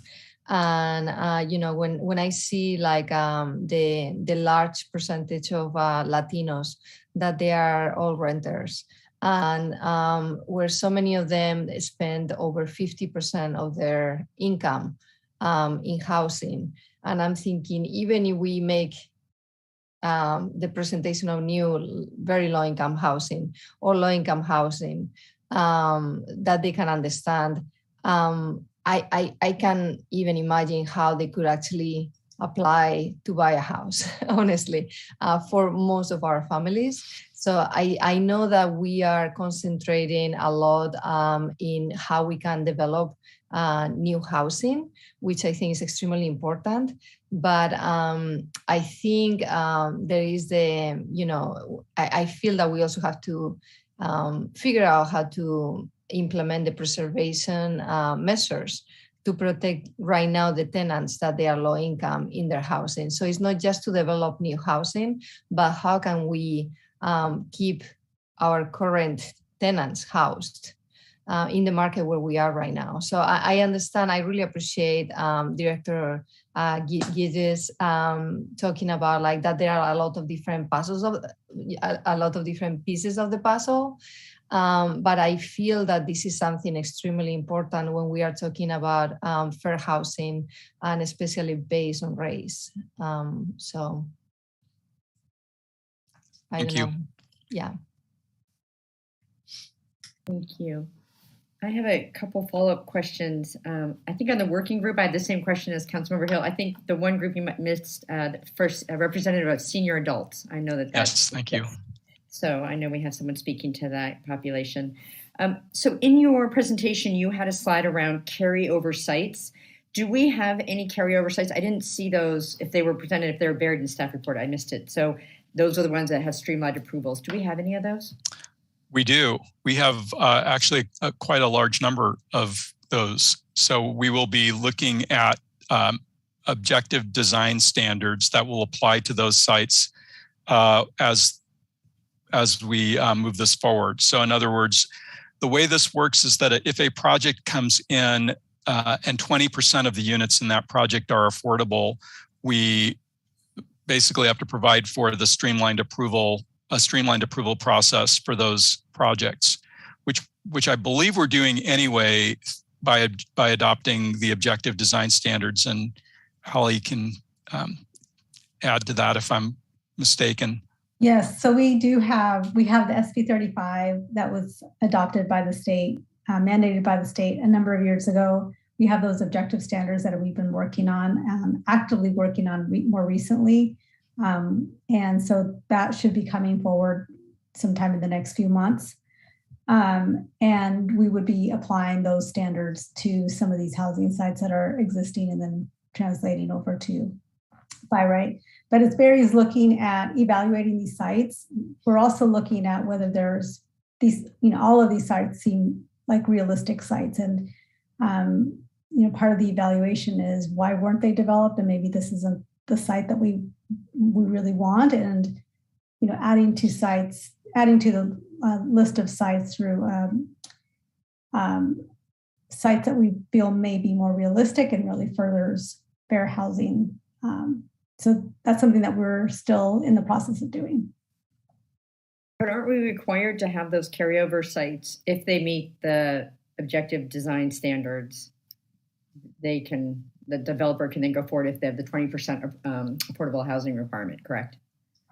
Correct. So how do you have it just, when you said it's many units, I'm just curious, is it 50, 100, just contextually, not going to well, yeah, the way I would frame it is we had that slide earlier that showed that there were 45 sites in the last housing element and only 8 were developed. So it's the other 37. The other 37 are all carry over. Okay, that makes sense. And does the objective standards, does that go through Planning Commission as well as the council, or just the Planning Commission?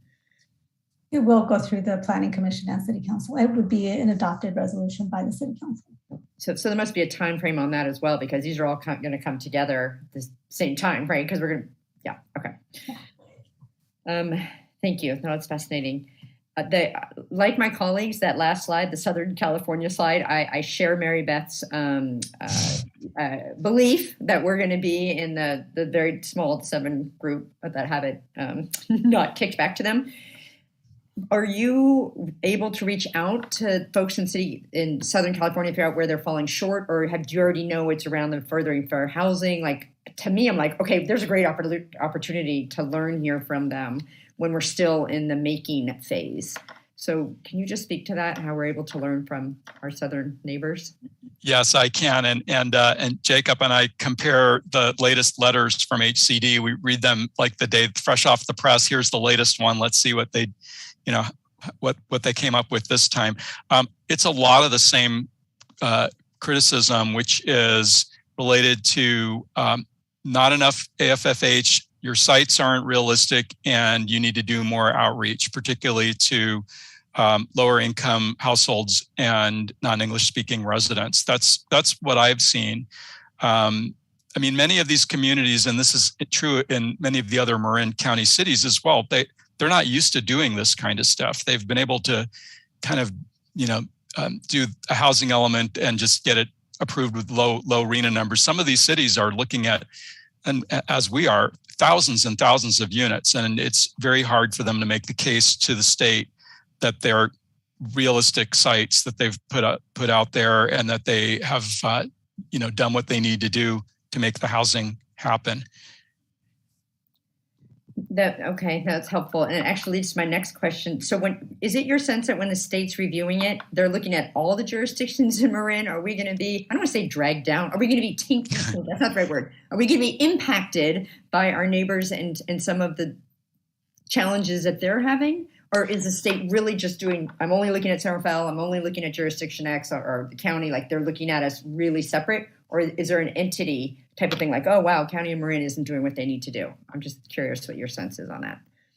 Yeah, that's a good question. I'm not sure that I know the answer. I know that each city is evaluated on its own merit. So they're not going to look at all of the Marin cities as a group. Okay. But to what extent that's either subconsciously a factor or, I really don't know.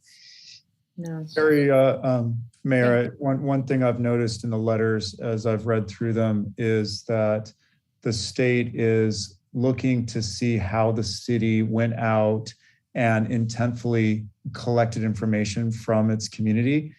And when that information received from people in the community, either people that live or work there or enjoy the community, how did they integrate? How was that information integrated into the plans?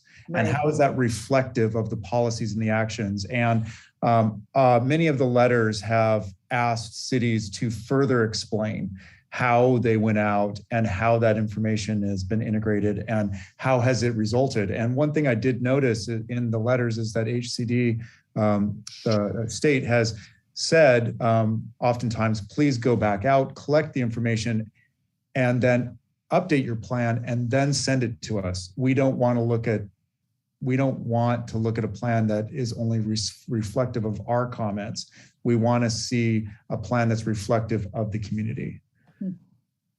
Yeah, well, to Barry's point, it's changing the way things have been done, where before you send in your housing element, it was, I won't say rubber stamp, but pretty much stamped. So this is great. And I say great because it's building on the good work that San Rafael already does in terms of outreach. So this makes sense. And then my last comment, and actually Vice Mayor got to this as well, the affirmatively further fair housing. So I actually represented the City of San Rafael on the county's task force when they did it.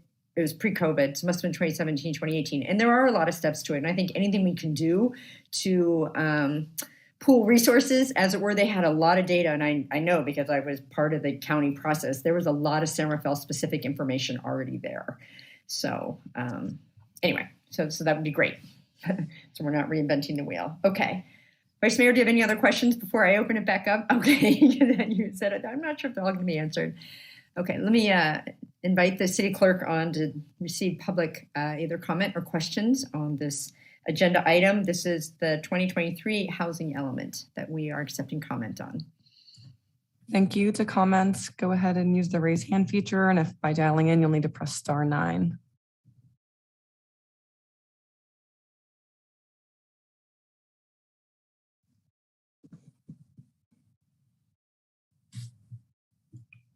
We're ready for you, Ray.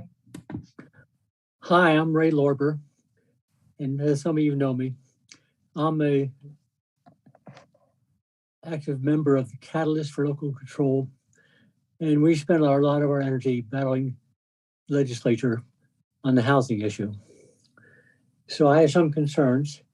First of all, Barry, I really admire you. Always have admired you. You're doing a great job. An impossible task, but you're doing a great job at it. Some of the things that I ask you to look at when you're doing your statistical analysis, you're looking at housing. You're talking about putting in buildings. You're not looking at the fire hazard. You're not calculating that. The water demands, the traffic, they're not included in your plans. What's going to happen to Highway 101? Right now, it's really busy. It's going to get a lot worse. Why isn't the city of San Rafael pushing back? Like the mayor of Redondo Beach is suing the state for their SB 9. We moved into this town and we liked what we saw, and we made the investment, found a way to pay the bills, and moved into San Rafael and loved it. San Rafael is changing now. It's not the city we moved into. We're very concerned about it. We're concerned about the housing. The homelessness issue in San Rafael is atrocious, has to be resolved. But when you're looking at the housing, you have to take into consideration more than just putting up buildings. You have to consider the impact of the neighborhood. It's a difficult task, Barry. Thank you, Ray. What we'll do is note all the questions and we'll answer them at the end, any that are questions versus comments at the end of the public comment. Hi, my name is Ken, and thank you very much, Barry. You follow in the footsteps of some of the people I studied with from ABAG, which his first name was Barry also. But the thing is, we've been talking about this since the 70s, and we've been trying to address this. So we're going to infill first, second units second, using shopping centers for more than just retail, making those shopping centers into retail, making them retail plus. In other words, making it more into a community, because you've got all that land that's literally just being used as a parking lot. And that can give you a tremendous amount of space. Plus the issue of all the land that the city owns.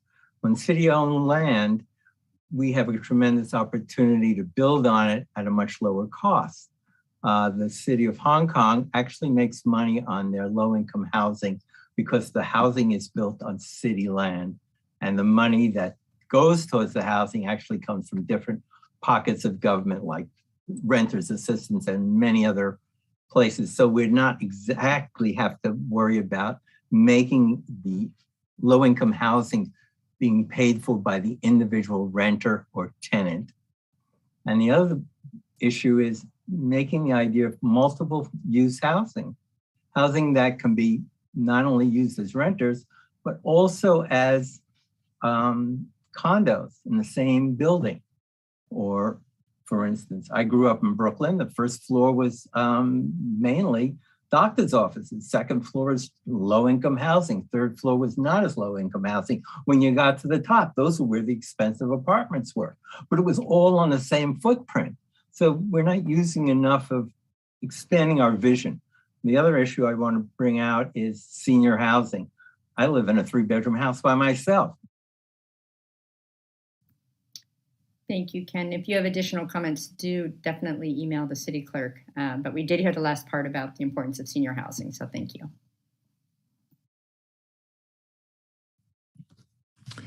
Good evening. This is Bill Carney with Sustainable San Rafael.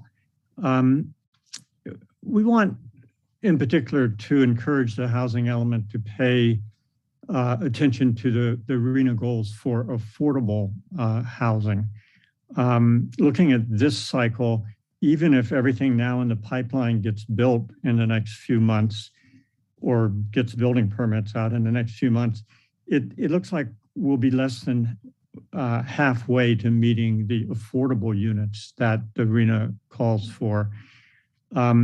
So we would encourage the housing element to include a specific roadmap for how the city can achieve those affordable units.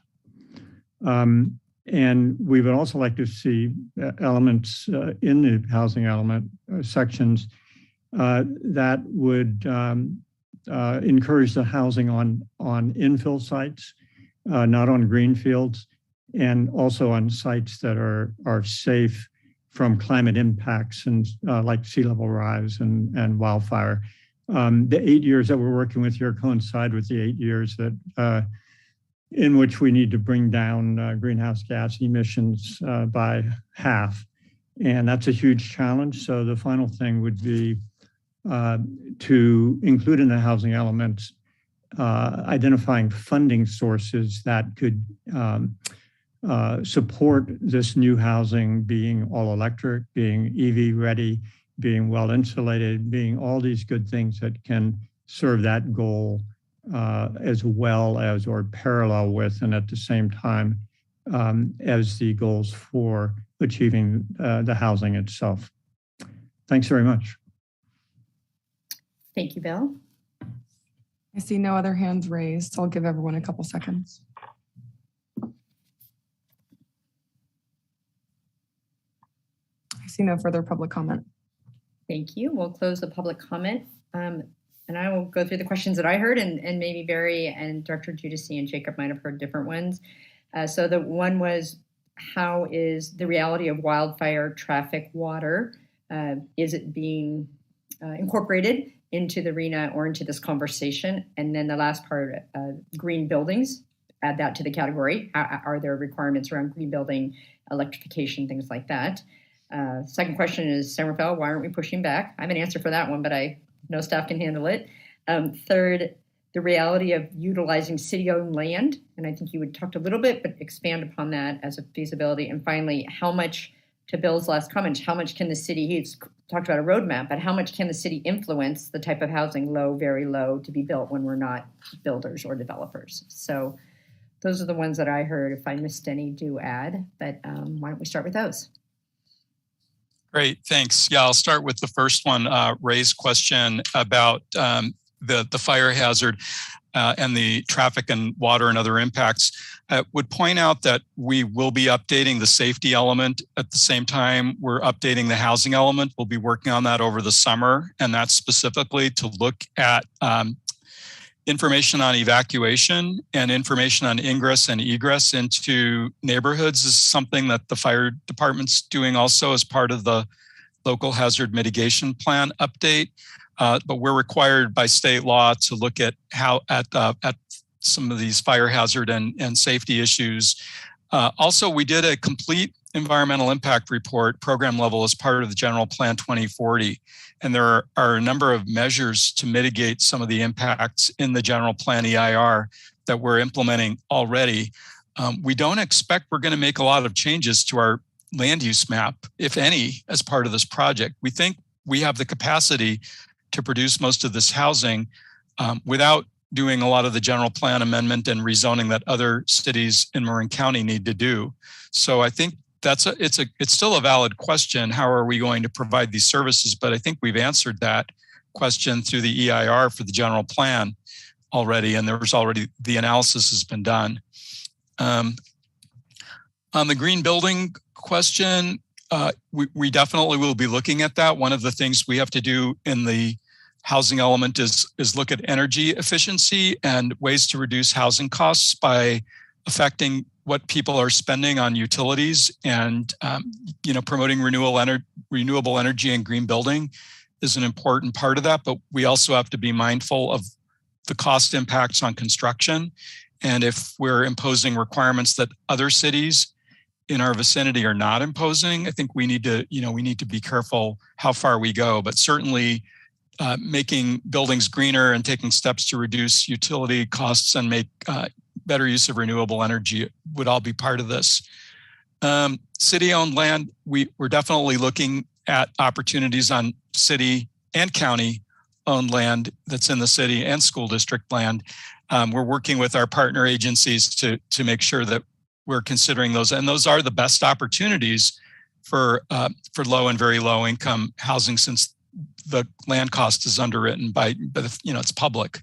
So we have an opportunity with those sites, and something like a policy that would say any public land that's used for housing should be affordable housing. That's the kind of policy I think we'd be looking at coming out of this process.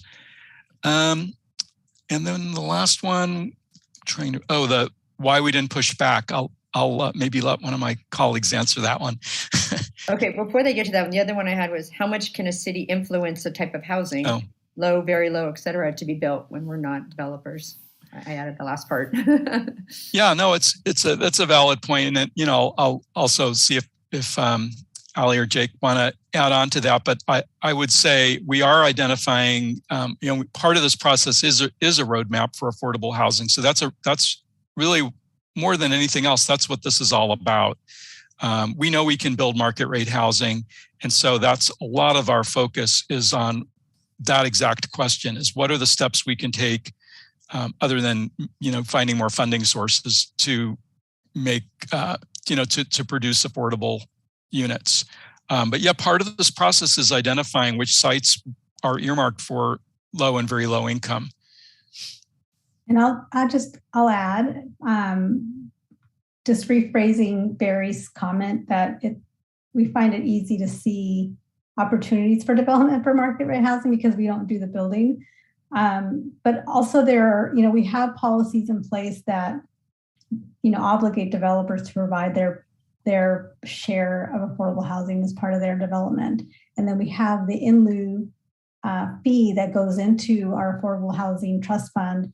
And with that money, it allows us to fund housing that is lower and extremely low income. And so that's where we are able to have some influence on the development of the below market rate units. And then we can also support different programs that are targeted. I think I heard one comment, the gentleman was being cut off when he mentioned that some folks are living in overhoused situations. They have more house than they need to for their daily living, and then mentioned seniors. And it made me think of the senior home share program that the city council reviewed and provided some CDBG funding to at the last council meeting. It's programs like this, in addition to building housing, that we're also able to provide other opportunities for housing, so that we're providing a wide range of options in the community. Thank you. And that really gets at how we started the comment, or how Director Giudice started the comment, or this item, which was it's a puzzle. There are many programs going on, and that's a great example, Jake, of one that's not necessarily a new unit, but is getting people into housing. Well, I'm going to open up to my colleagues, and I think as you make your comments, each of us can answer from their own personal experience as to why they're not pushing back on housing. And I'll start, even though I like to end as well. But I'm really proud of the fact that I live in a community that continues to recognize there is change. And I did hear Mr. Lorber, I quote, he said, "It's not the city we moved into." And I recognize that. I 100% get that. I think he's been here probably for 40 or 50 years, and there is change. And I really believe in managing the change so we continue to be an inclusive and diverse community. And we already saw that in the statistics that you showed. So we're not pushing back because folks are already here. That is how we are changing. And the best we can do is, or not the best, but what I want to do is to have the housing, to have folks stay here and to continue to contribute to the richness of our community in all different shapes of the word. And I am very proud of the fact that we did not send a letter threatening to be a part of the pushback. And the previous council was pro-housing, and I'm not going to speak to my colleagues. They can speak for themselves. But I continue to have been a housing advocate for the right type of housing, which I think we have done. We have done infill. We have been very thoughtful in the larger scale projects. So that is the community we're coming, and there's a change. And that's just part of, I think, being able to live in a long time in a beautiful place like San Rafael. You're going to see change. But I'll let my colleagues speak to their own answers as to that, because that is definitely representative of this entire council. Vice Mayor Kurtz. Thank you, and for that sort of introduction, because I think I shared with some of you, I recently attended the Planning Academy that was put on, and there were a couple sessions that I was just really disappointed, and there were a few of us who were very disappointed that the majority of the conversation was about how to get around the requirements for housing, as opposed to how we need to support our communities.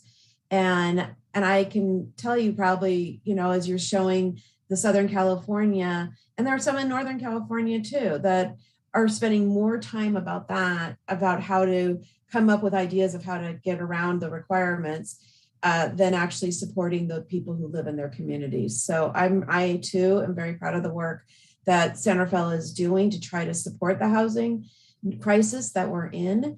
I know tonight was really about this housing element, which is a requirement, and about submitting a report. But I think what it does is it opens up the, Pandora's box, or peels back the onion, however you want to do it, that really talks about our core problems and issues. And the fact that creating affordable housing is critical. But if those units appeared tomorrow, many in our community could not afford the definition of affordable. That's a problem. So, and what is that going to mean? I'm concerned that for our growing low-income communities, which the data is showing, it suggests that we really need to do more with what's happening today, as well as what we're going to need to do for the housing requirements and affordable housing. So we have this housing element. As I read through it, there are so many projects and initiatives that are coming in. The whole city staff could spend every minute of every day working on this and probably still not be done. And I hope that, for me, I want to do what we can do to support Allie and support Barry. And if we need to shift our priorities and shift our resources to provide you the support you need to manage these projects, there's a lot here, and we're not going to make the progress we need. We might check our mark with the housing element in some of these, but there's some other real underlying critical issues that need to be addressed here. And I really do like the, Mayor Kate's suggestion of digging in deeper with the affirmatively furthering fair housing. I wish they could come up with a different name because that's hard. But I think there is a lot there that we hopefully can use, because I think that really is where our priorities need to be, which means we might need to shift our priorities, because we do need to do this work. And this is core to our community. It's core to so much of what we stand for in San Rafael. So thank you. Thank you for the one act of yes, this report, and I have no doubt it's going to just be accepted. So it'll be fine.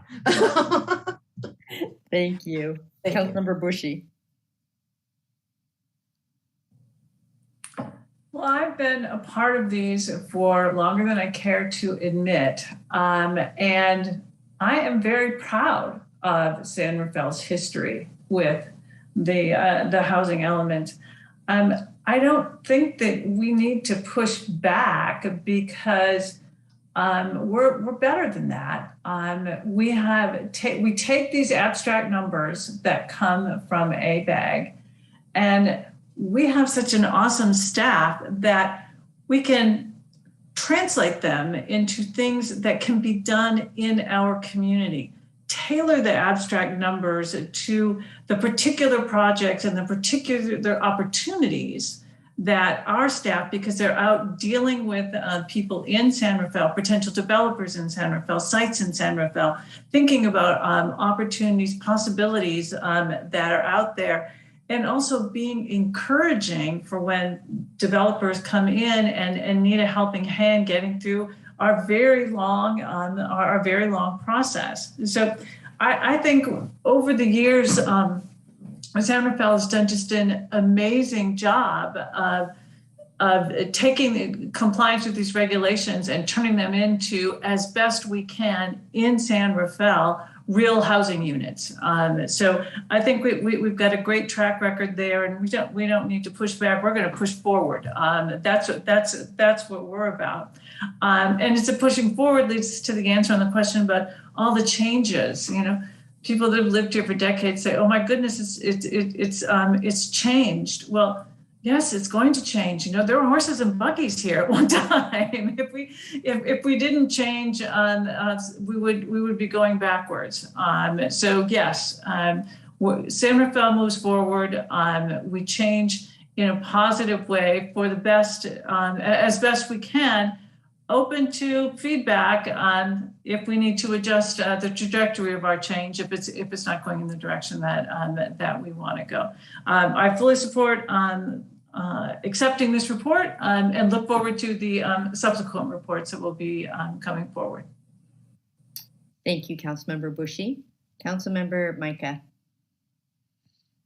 Yeah, thank you again for the report. And I mean, it is a very hard topic because there is so much land where you can build. And I do appreciate the city looking into places, for example, like office buildings that they are not maybe longer in use because of the changes that they are happening because of the pandemic and people working virtually, and figure out ways that maybe some office buildings can be turned into housing, like one of the developments that they are happening right now in the canal. And I will again mention that I think it's very important to look at where we can build new housing, but also the people that they are currently in housing, how we can make sure that they stay where they are and they are not displaced, with other people that they can definitely afford it. So yeah, and I know that in some places, they are very creative. They have like seniors living with college students, which is good for the college students that they don't have money, and good for the seniors that they keep active, with so I encourage everybody to keep looking at kind of like thinking outside the box and just trying to figure out how we can grow together. But yes, San Rafael has definitely changed. Some people think for the worse. I think it is sometimes for the better as well. And I really appreciate our diversity, and is what it makes San Rafael like a beautiful place to live. So the more everybody can be in a house where not all the income is going towards that, and the more where everybody's housed, the better we are going to do as a community. So, yeah, with that, thank you so much. Ready to Great, thank you. I think you're cutting out right at the end, but we gotcha. Councilmember Hill. Yes, thank you. I wanted to call out just a couple of observations. First, the staff report I thought was appropriately sober, both in the data and in the narrative. I really appreciated how, I'm going to use a word, it was very stark. I think we all had a sense of it, but I thought that this particular staff report was very sober. So thank you for making it that way. I thought that was completely appropriate. I wanted to build on Councilmember Bushy's comments around moving from the concept of the abstract of the numbers to how do we manifest those. And I really think that this housing element is our opportunity to make that real and to make that expressed well. I think it would also be remiss to not mention all of the kind of root causes towards this, and I think that's been mentioned throughout, but affordability is very much related to economic enfranchisement. There's only so much we as a city can do, but I know that we are leaning in and doing what we can, especially around education and access to digital, as well as the interdependency with transportation. I thought it was something that showed in the report around the live-work dynamic of where people are going towards coming into San Rafael versus exporting folks, so to speak. So I do think we are doing ourselves a favor to make sure that where people are living here is I think eventually alleviating stress and strain on our transportation infrastructure. And then finally, I would just say, I am betting on Barry. I won't say how much, I'll just say the money in my pockets, that we will get this through. I'm putting pressure on you deliberately, Barry. Hopefully you take it in the right way, but that our housing element will be accepted the first time. So maybe I'll bet $1 and leave it at that. Thank you. Thank you. Thank you for all my colleagues' comments. And even though tonight is just a single lens of housing, and Barry, you did allude to this, and I want to double down on it. It's in the context of the general plan. So when we're talking about, well, what about sea level rise? Well, of course, we're worried about sea level rise or water availability or drought. And a general plan provides that much broader lens that we've been talking very specifically about housing, and it's 100% interrelated. But the general plan is, which we've already approved, except for this piece of it, and the safety part, as you said, is going forward, that provides that roadmap that we're going forward. And I do want to underscore that the development we have had has been really thoughtful and represents what we need and what we need more of, that's for sure, and works with what's already here. And for me, when talking about what the Vice Mayor was saying about her planning academy experience, and the trope is that, oh, you're going to have a 10-story high-rise plopped in some place that's entirely inappropriate. That's just not going to happen. It hasn't happened in San Rafael. That's not at all what we're talking about. And it's really been thoughtful about what is already here contextually, architecturally, neighborhood-wise, and then building on top of that. So I know we'll continue forward. I think this work that was presented tonight was amazing. Thank you, Barry. Thank you, Director Giudice. Thank you, Jacob. And thank you for the working group. These meetings, the process meetings, are hard anyway, and on Zoom makes it that much harder. So I'm really, really grateful to the working group that's showing up and giving their input, as well as those meetings are open to anybody. So anyone who wants to come in and provide input, we'd love to have you. And there is a housing survey that you had alluded to, Barry, on the site. So we want to hear all voices, even if you're not on the working group. So with that, I've heard general consensus or for approving, I guess we're accepting the report. So, Councilmember Bushy, would you like to make a motion?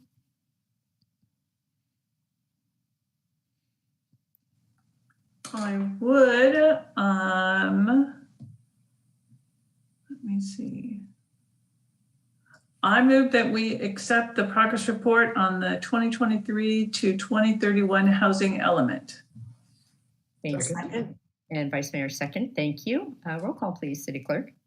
Councilmember Bushy. Aye. Councilmember Hill. Aye. Vice Mayor Kurtz. Aye. Councilmember Yadens Galati. Aye.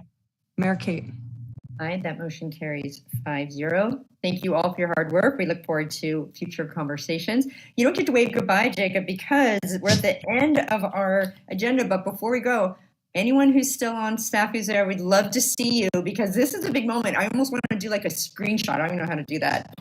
Thomas knows how to do that. I don't know because this is okay. Someone's getting out their phone.